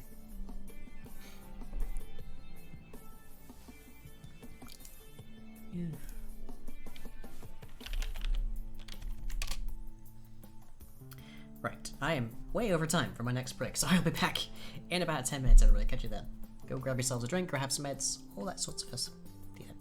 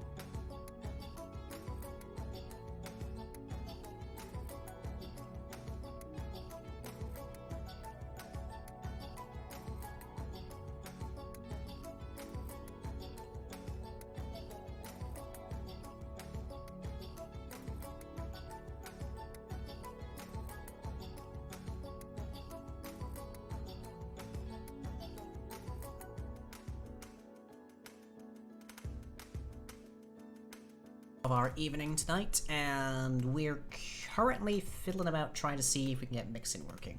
Not 100%. Largely because I really couldn't tell you how it got working the first time, so... I know it complains if I have the wrong texts somewhere, but it doesn't seem to run anyway. So, not sure. So I have just added some mix into a different function, which should be a lot easier to test, which is set attack target. So hopefully, that is something we can just drop down and see if it works at all. And then can hopefully see what happens next. Hi there. Game mode survival. Yep, it is absolutely running. It just wasn't triggering for whatever reason. Okay. Good to know. I need to just make a mob, make an item that just gets rid of mobs, just deletes them. But like, I guess that's just called the /kill command, isn't it?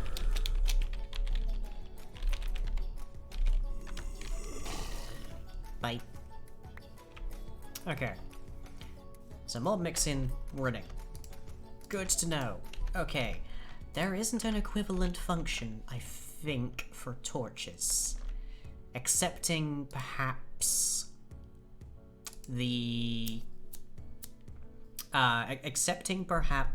animate tick, which is the thing that gives torches their particles. Since they don't normally tick, I otherwise don't know what to do for it. We might be just in the wrong place. That's another possibility. Let me have a look at the feedback I got.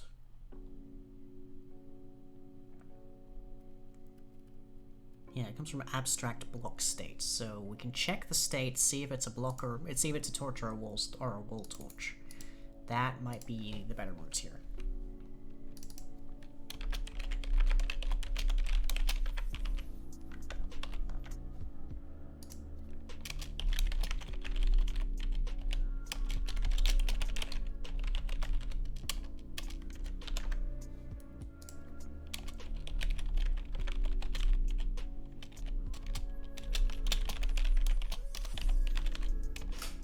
This also means we won't accidentally set our own stuff to do the same thing if it extends out of it.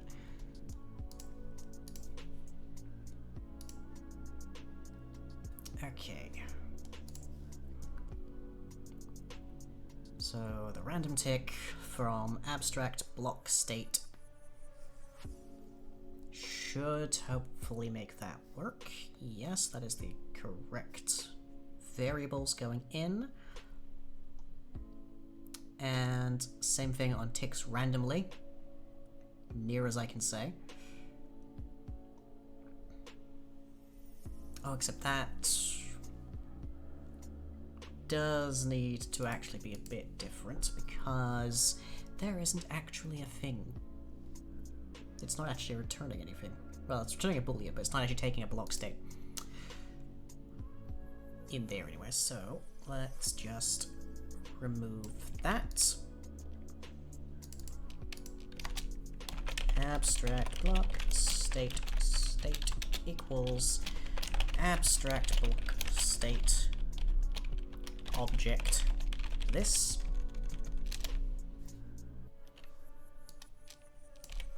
And then remove that. And that should be okay. If not, we're about to have it yell at us a bit.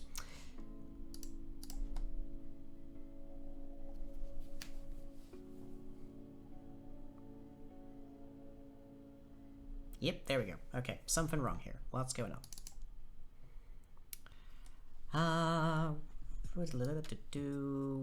Let's see. On that's expected something else, which is fine.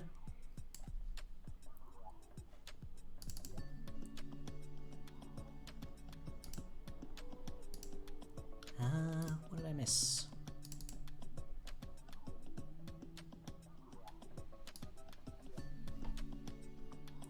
See, that is for the actual tick one, the random tick part. Saying that it's expected callback info, but it found... Oh, okay, there's an input value here that's wrong. Somewhere. Let's see, server world, block position, random. Yeah, block state right there. That's the problem. Except will block position random. Good. Once again, we do need a block state there, so blip. Okay. Let's see what happens. Heck about and find out.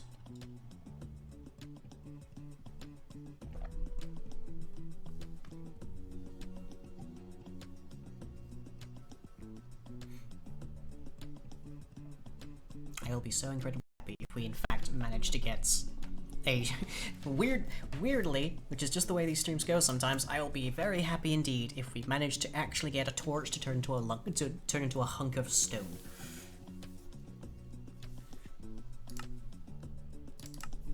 Also, it's getting very warm in here. I've been under 3 different studio lights for about 3 hours going on now. Come on, just sit. Yeah, close enough. Okay, torch.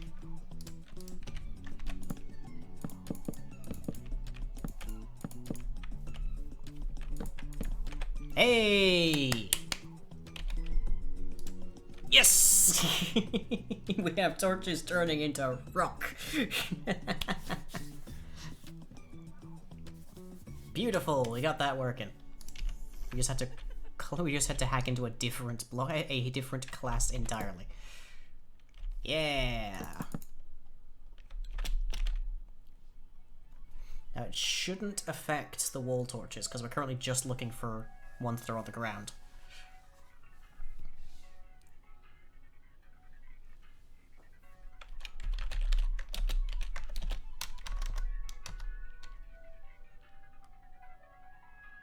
Yep, which I think that is sufficient demonstration of. Okay, good. Next stop. Instead of turning into that, we want to actually have it turn into our burnt out torches.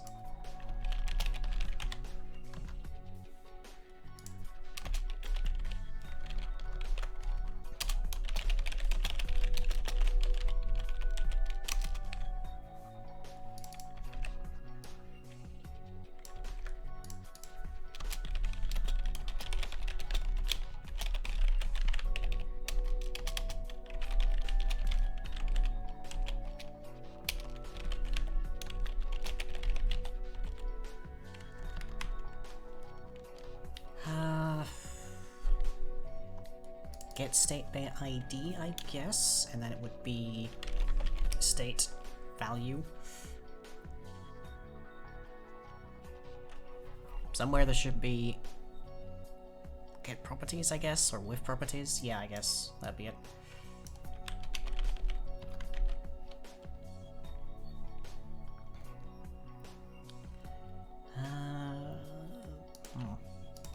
Not 100% here, not 100%.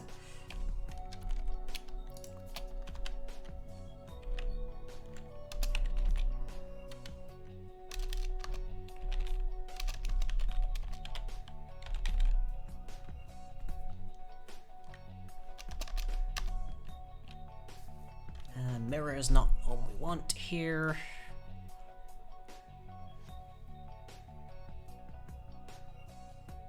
What are the properties inside of the wall torch block?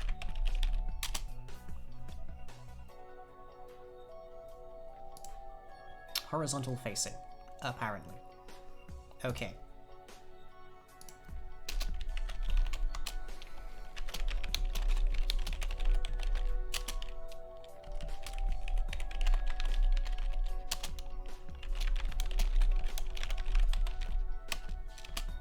Okay. That should mean when it changes, it'll actually change into the right thing. So that we don't have torches magically rotating, for instance.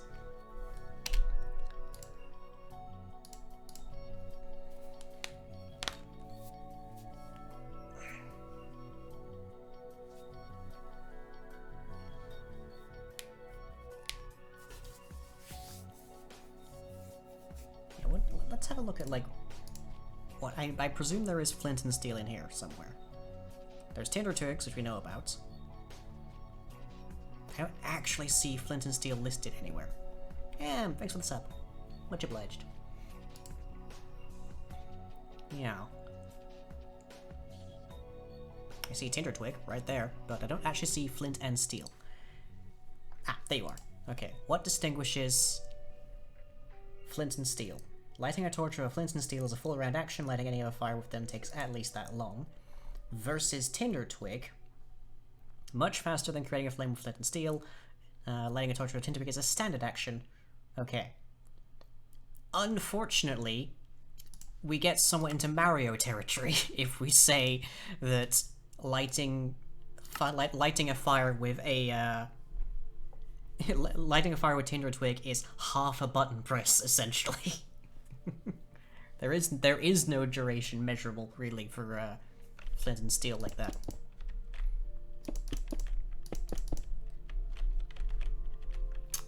Oh, I don't think we included wall torches up here, did we? Yeah, we didn't. We had to include them as, like, actually a thing here.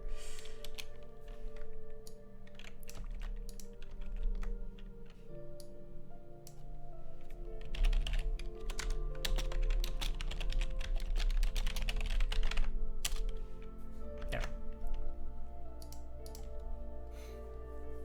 Yeah, we need to figure out some kind of advantage to using a Tinder Twig, ideally over flint and steel, but certainly over crafting a single fire charge. Or is it like 3 fire charges? I don't remember. Either way, like, what exactly is the benefit of it? Of essentially a match when a fire charge exists?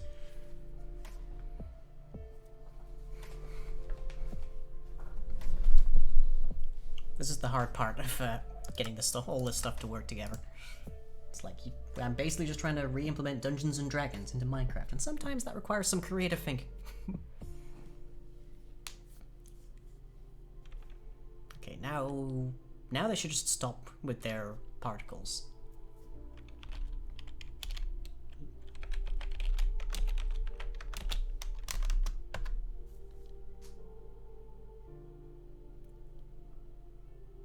There we go.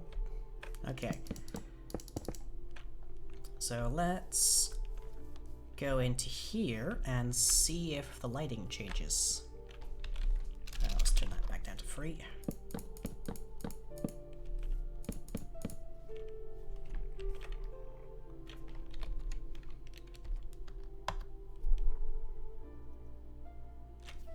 Nice.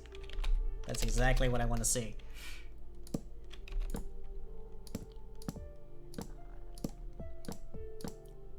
Okay. What is the duration of a torch? Very basic item here. Burns for 1 hour. A Minecraft day is 20 minutes. We'll presume that that's 24 hours.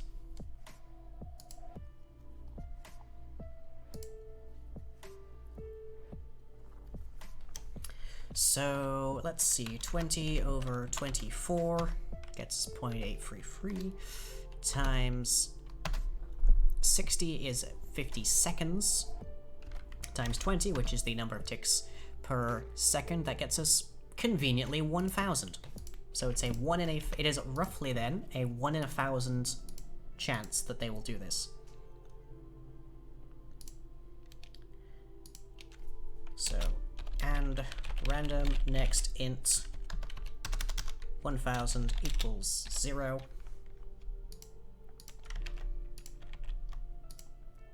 There. And also, if we wanted to just turn this whole thing off, we can just say blah blah blah, blah. In our config, which we don't currently have, but I can quickly add that.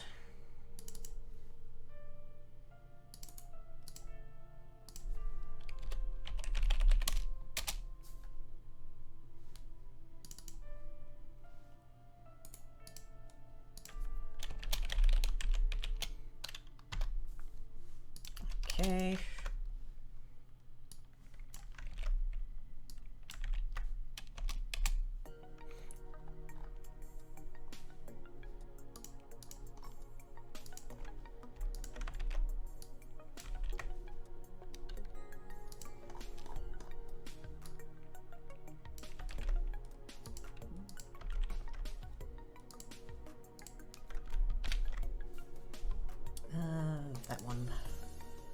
Okay, all good.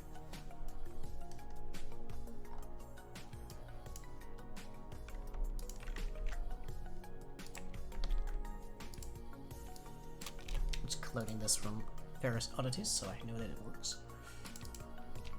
And call that torch burnout. And the default value of that should be -1.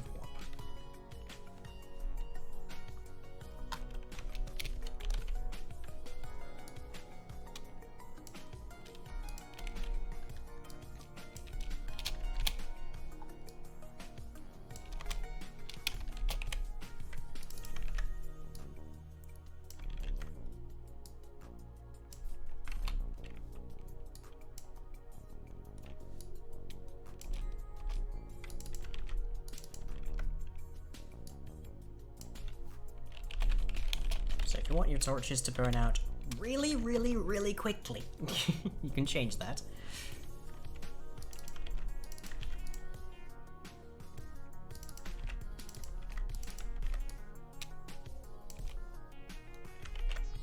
Okay.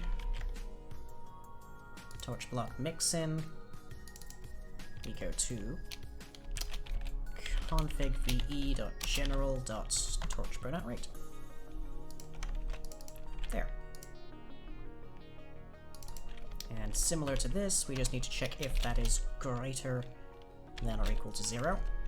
I guess if you set it to 0, it should more or less immediately return. It should more or less immediately turn like the first time it happens.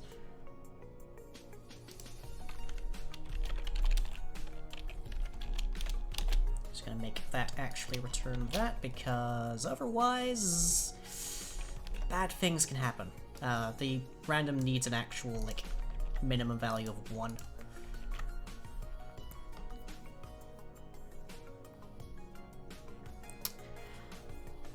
Okay, now just gotta register that config. Which is done, I think, in the main class.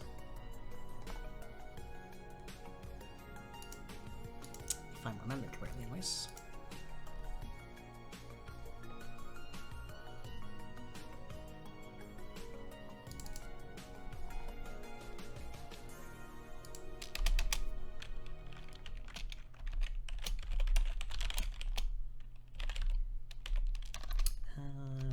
Be able to say private void config events final mod config events.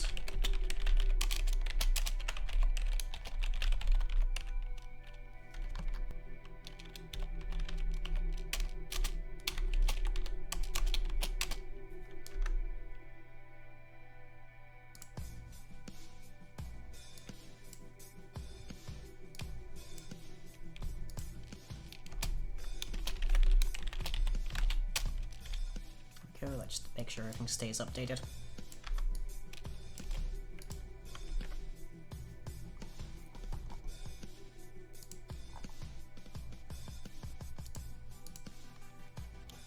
It should just be this bus right there.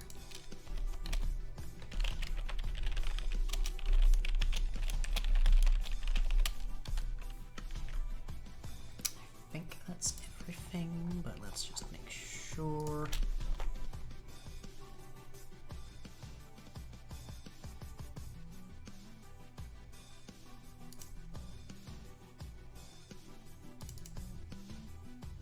Yes, there we are, there is more. Gotta register the config.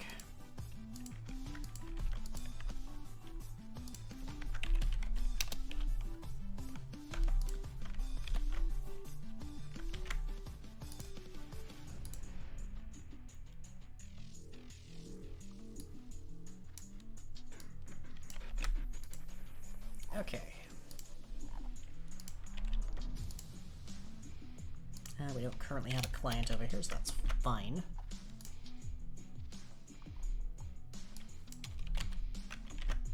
Right. That should mean that when we boot this again, we'll actually get a client config, well, a server config at the very least, and from there,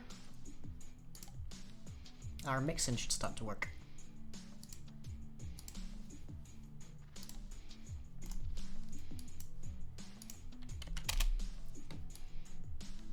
meaning we'll be able to customize how rapidly, if at all, our torches decay.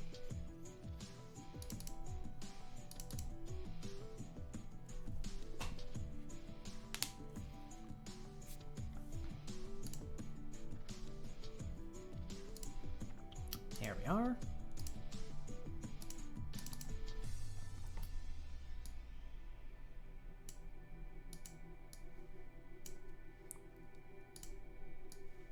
So general, reverse log, false.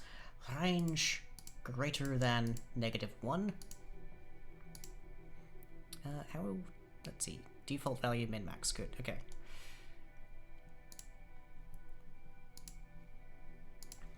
So if it is... Oh, why is it called bludgeoning? That's not right. Let's see. Torch.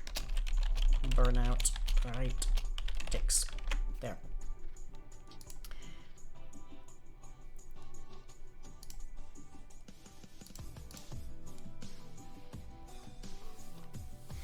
So let's see, what's equivalent of 10 seconds is equal to 5. Well, 5 seconds is equal to 100 ticks. So we'll set that in the config, reboot it, and see if our things go away much faster, essentially.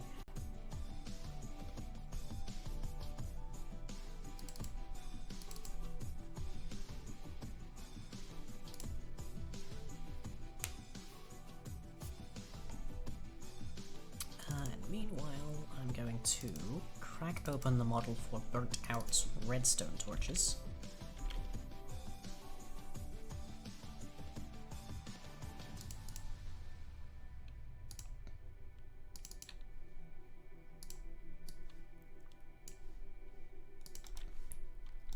Because that'll give us a much clearer view here.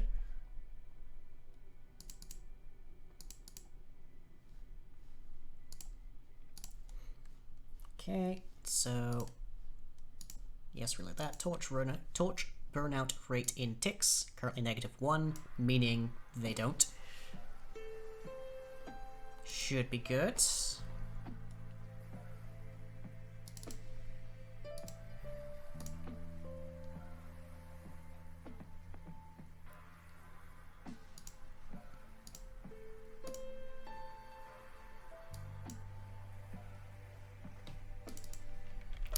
Looks to be fairly straightforward.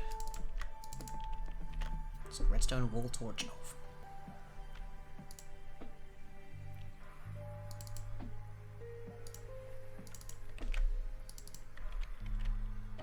There. Okay. Let's first do a run with it at its default value. Well, first let's check if it stops. I guess that's the first thing we need to check, because if people suddenly... If you don't opt in for your torches to last a matter of, like, less than a minute...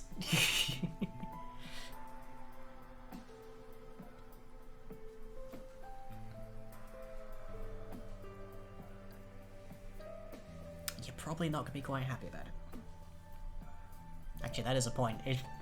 The calculation worked out that there are 20 minutes in a day, in an in-game day, therefore a minute is more than an hour, slightly. So, if the default value that we consider is that your torches are going to burn out after a minute, on average. Ooh. People might not enjoy that terribly much. Okay. Random stick speed's currently at 200, well, currently at 3. If we increase that to 2,000, nothing should happen because our torches are set not to decay because it's currently at -1. Okay, good.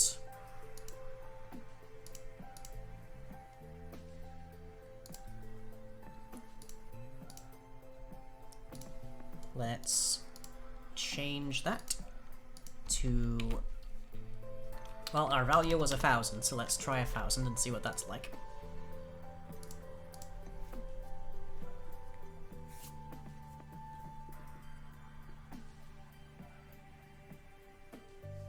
But this definitely should be an opt-in feature. I don't think people would enjoy it otherwise. Granted, you could still navigate, like, if we're talking about a mining situation, You could still navigate back through where you came based on the trail of burnt-out torches. That's still something. But you'd also be basically blind, which, yeah. That said, a lot of people play with, like, bright light rather than moody, so lighting is less an issue than navigation. Barring the fact that there's no, like, navigational opportunity otherwise. Okay, so you plug that there. Wait about a minute. It's random, so it can technically be much shorter. It's just that by law of averages, you end up at being about a minute. And yes, we are right now genuinely just waiting for a torch. We're just watching a torch burn out. This is the watching paint dry of testing in code.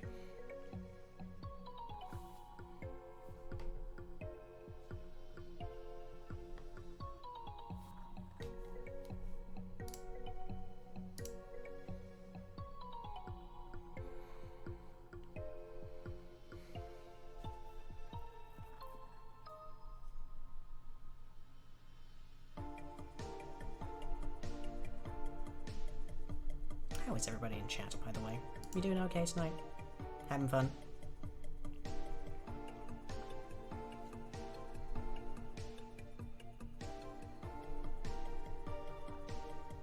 I know we had some interesting folks stop by chat earlier tonight, but we seem to be more or less okay now.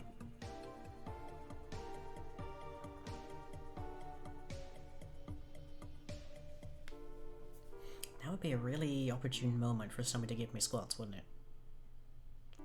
There's a thought. Hungry but no dinner yet? Oh.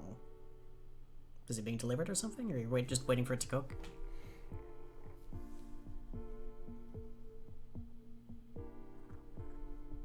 I guess we need to account the fact that random ticks aren't going to be at a rate of 1 tick. So this is probably going to be a little more inconsistent than that, come to think of it.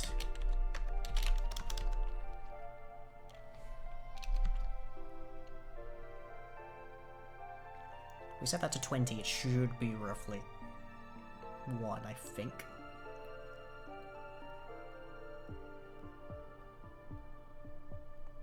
I don't know, but either way, if it goes out at all, we know it was working.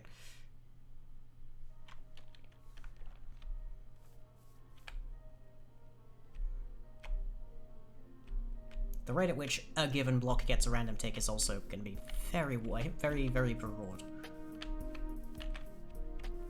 1,000 might actually have been too high, to think of it. Okay, let's dial it down and try a different value. A much lower value.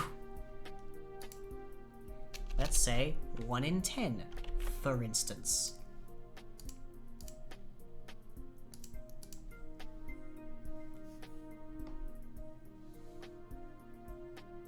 As I understand it, the way that it works is that every tick, or every little while, around the player, it selects a number of blocks and gives them a random tick.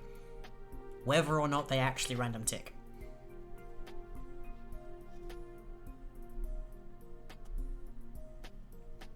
Anyways, I'll be back in and we'll see while I go do my squats. I will add that view to the overhead just so you guys can keep an eye and notice if and when it actually turns dark. Okay.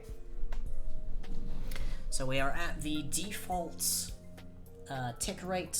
We have set it down to 1 in 10, which should hopefully mean that it takes a bit for that to actually go out.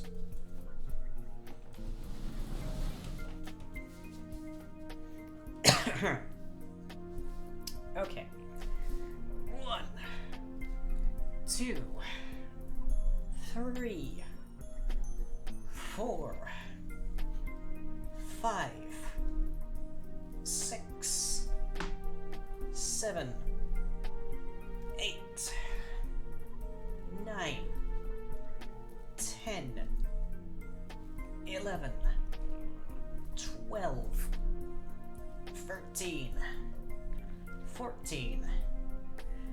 15, 16, 17, 18, 19, 20. Answer, no, it hasn't. Okay. Is that simply a run of bad luck, or is there a bit more going on?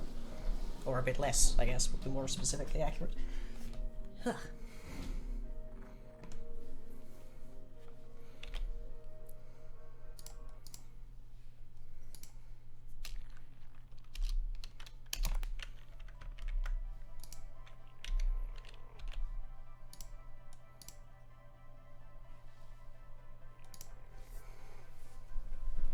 Okay, you know, your dinner's not done cooking. That's good to know. Okay, so corrected.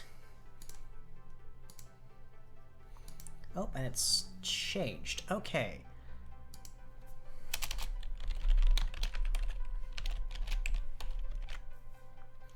Interesting.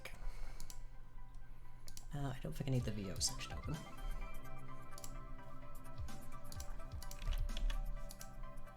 So it is paying attention, it's just that it thinks it should be -1, essentially. Meaning it's off.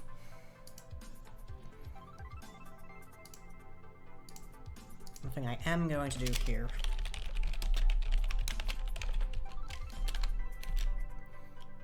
is just sync that to one place.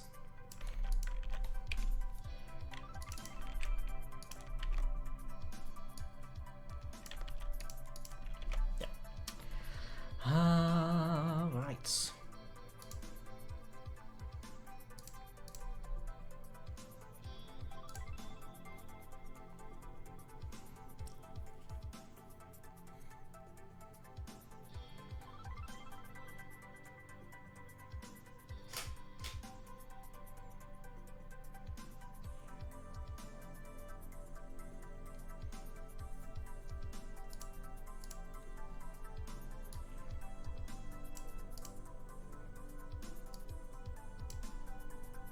Oh, failed to load? What's up? We had a crash. What happened? Cannot get the config value before spec is built. Okay, right.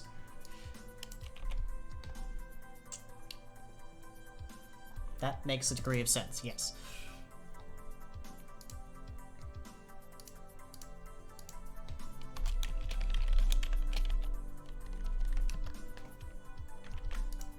How about now?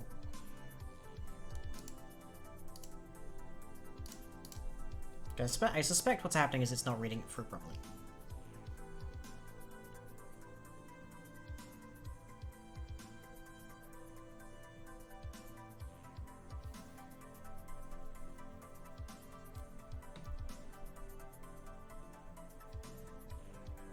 Are we gonna have another problem now?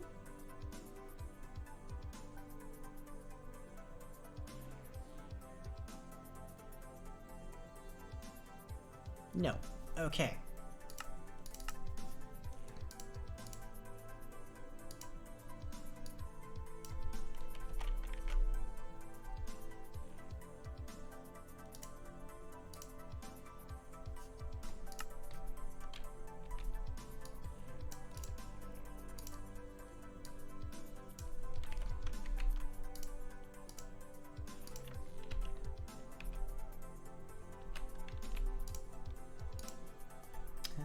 Didn't mention anything there.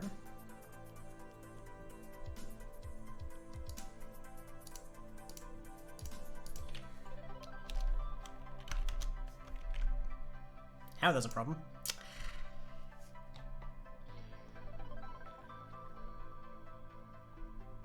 Okay, what just happened?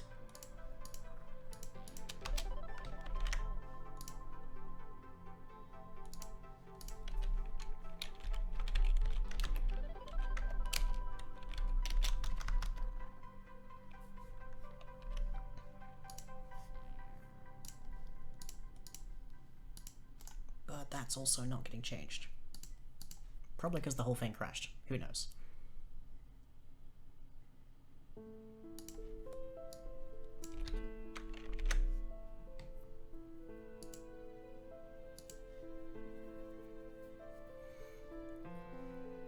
Can we fix this up? I hope so.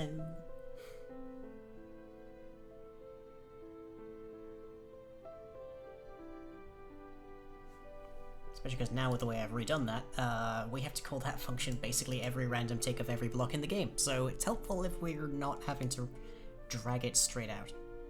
That will have a significant performance impact.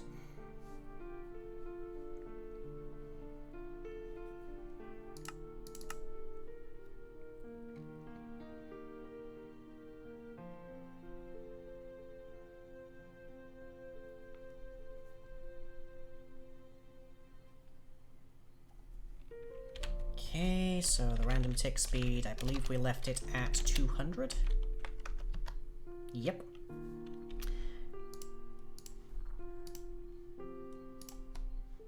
And the value here is 10, so we should be seeing quite a bit. This should be gone by now.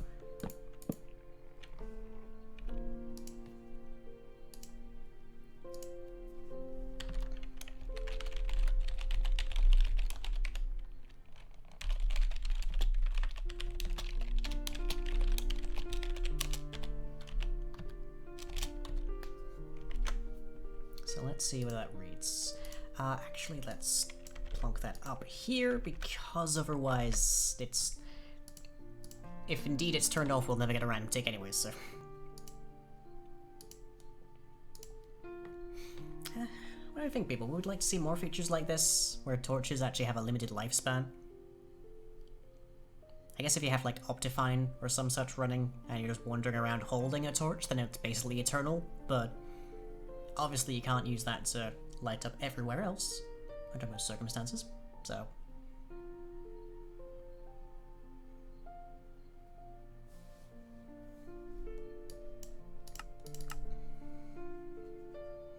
Okay...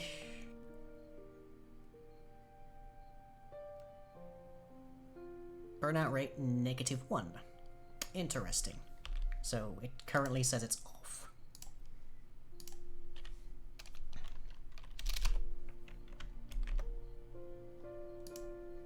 And it's not updating. Why not? It was 10 when we loaded the thing, so it should be something else now.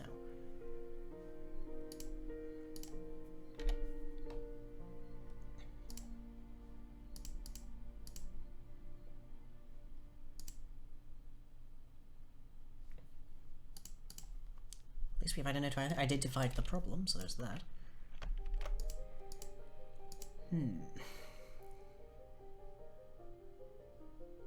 Well, I guess for right now we can just default it to 100.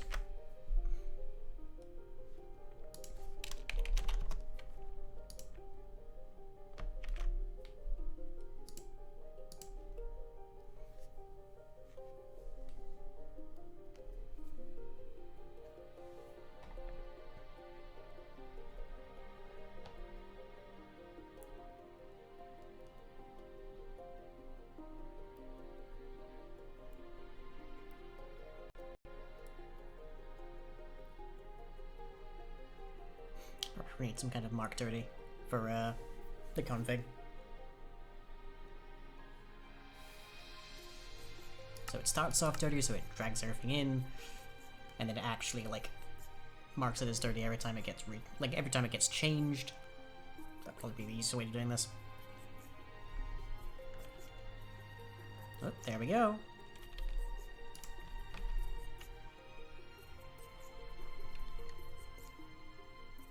So once every 200 ticks will be roughly every 10 seconds. Give or take.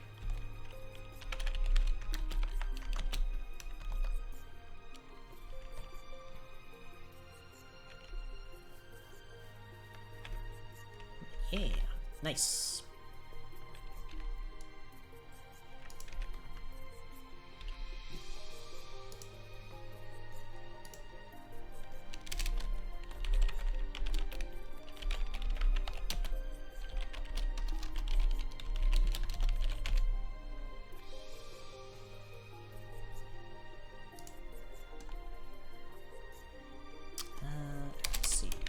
general dot dirty equals true.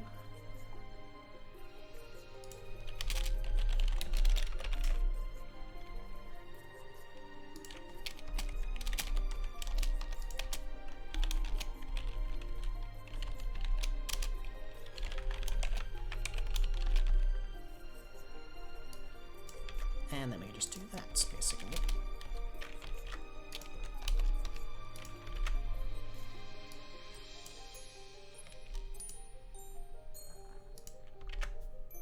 So every time we check, we do that. Every time we need to update the cache by some means, namely through here, then it'll list it as dirty, so it should mean that we always get the most recent value. Should being the operative word, but huzzah! We have torches that burn out over time. How grand is that? Not dreadfully, and that's kind of the point of it, but still. Yay! What I had in various Nature Claims way back when was that if you were present, or there was a villager nearby, the decay wouldn't happen, or would have a substantially lower chance of happening. So the places that you were all the time, you were just sort of implicitly assumed to be taken care of, to be maintaining, whether or not you actually were. And it then meant it then meant also that villages back in the day actually had a function, because I think that was pre-trading. So you could actually, like, keep a villager around as, like, a caretaker.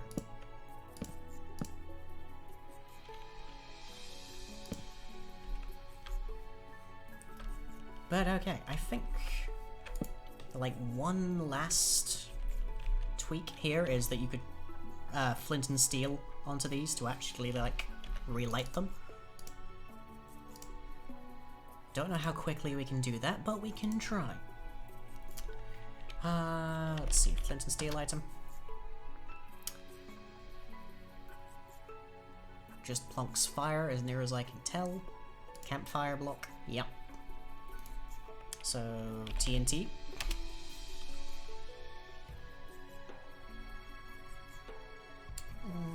Block activated, there we are. That's what we need.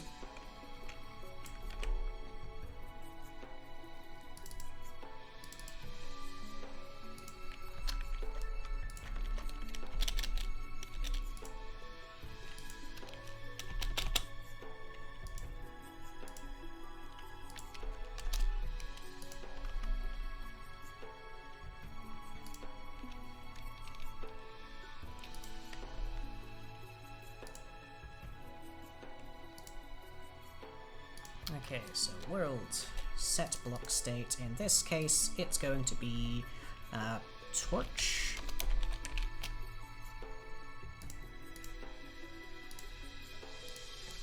That is really messy formatting, but it should be fine just for right now. Okay, so now if we right click a burnt out torch with a flint and steel or a fire charge, it should turn into a regular torch again. Meaning we can reignite our torches. Which, fun trivia, will be something that you can get a block update off of, meaning you can have an observer looking at a burnt out torch, and have that actually be something that you can, like, use later on. To, like, trigger redstone and the like.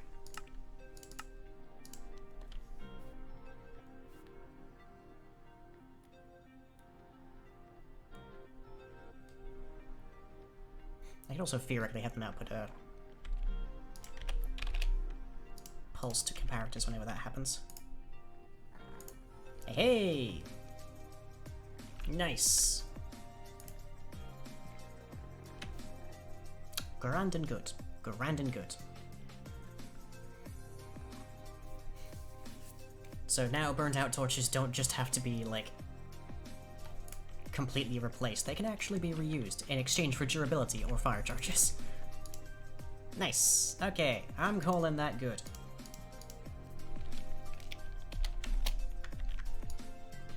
Fix up this formatting a bit.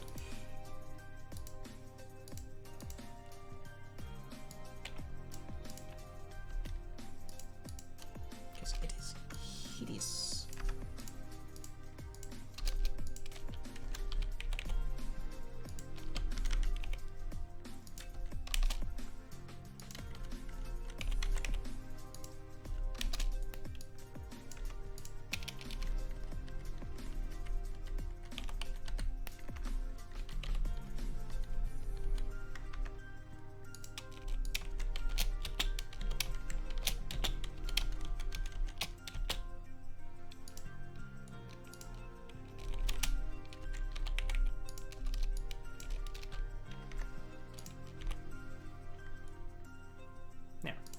much tidier.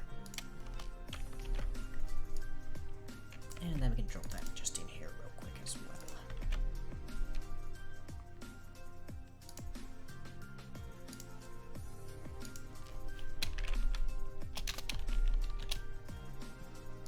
Default state with property. Let's see, wall torch block.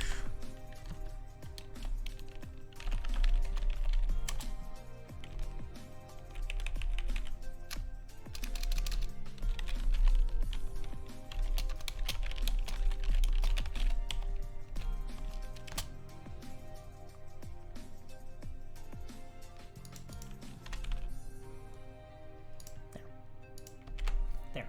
Okay. Could do with some noise, but good. Functional.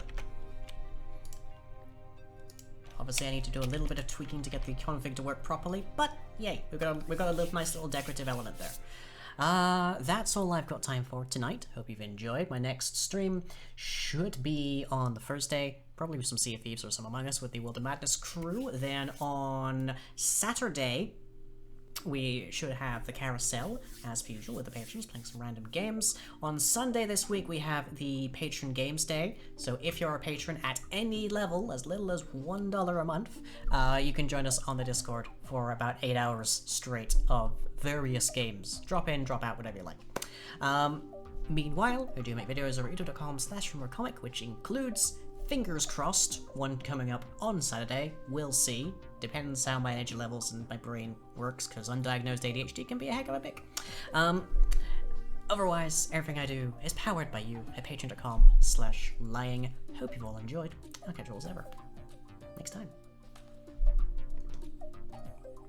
Oh, hopefully by then we'll have figured out these missing invisible entities.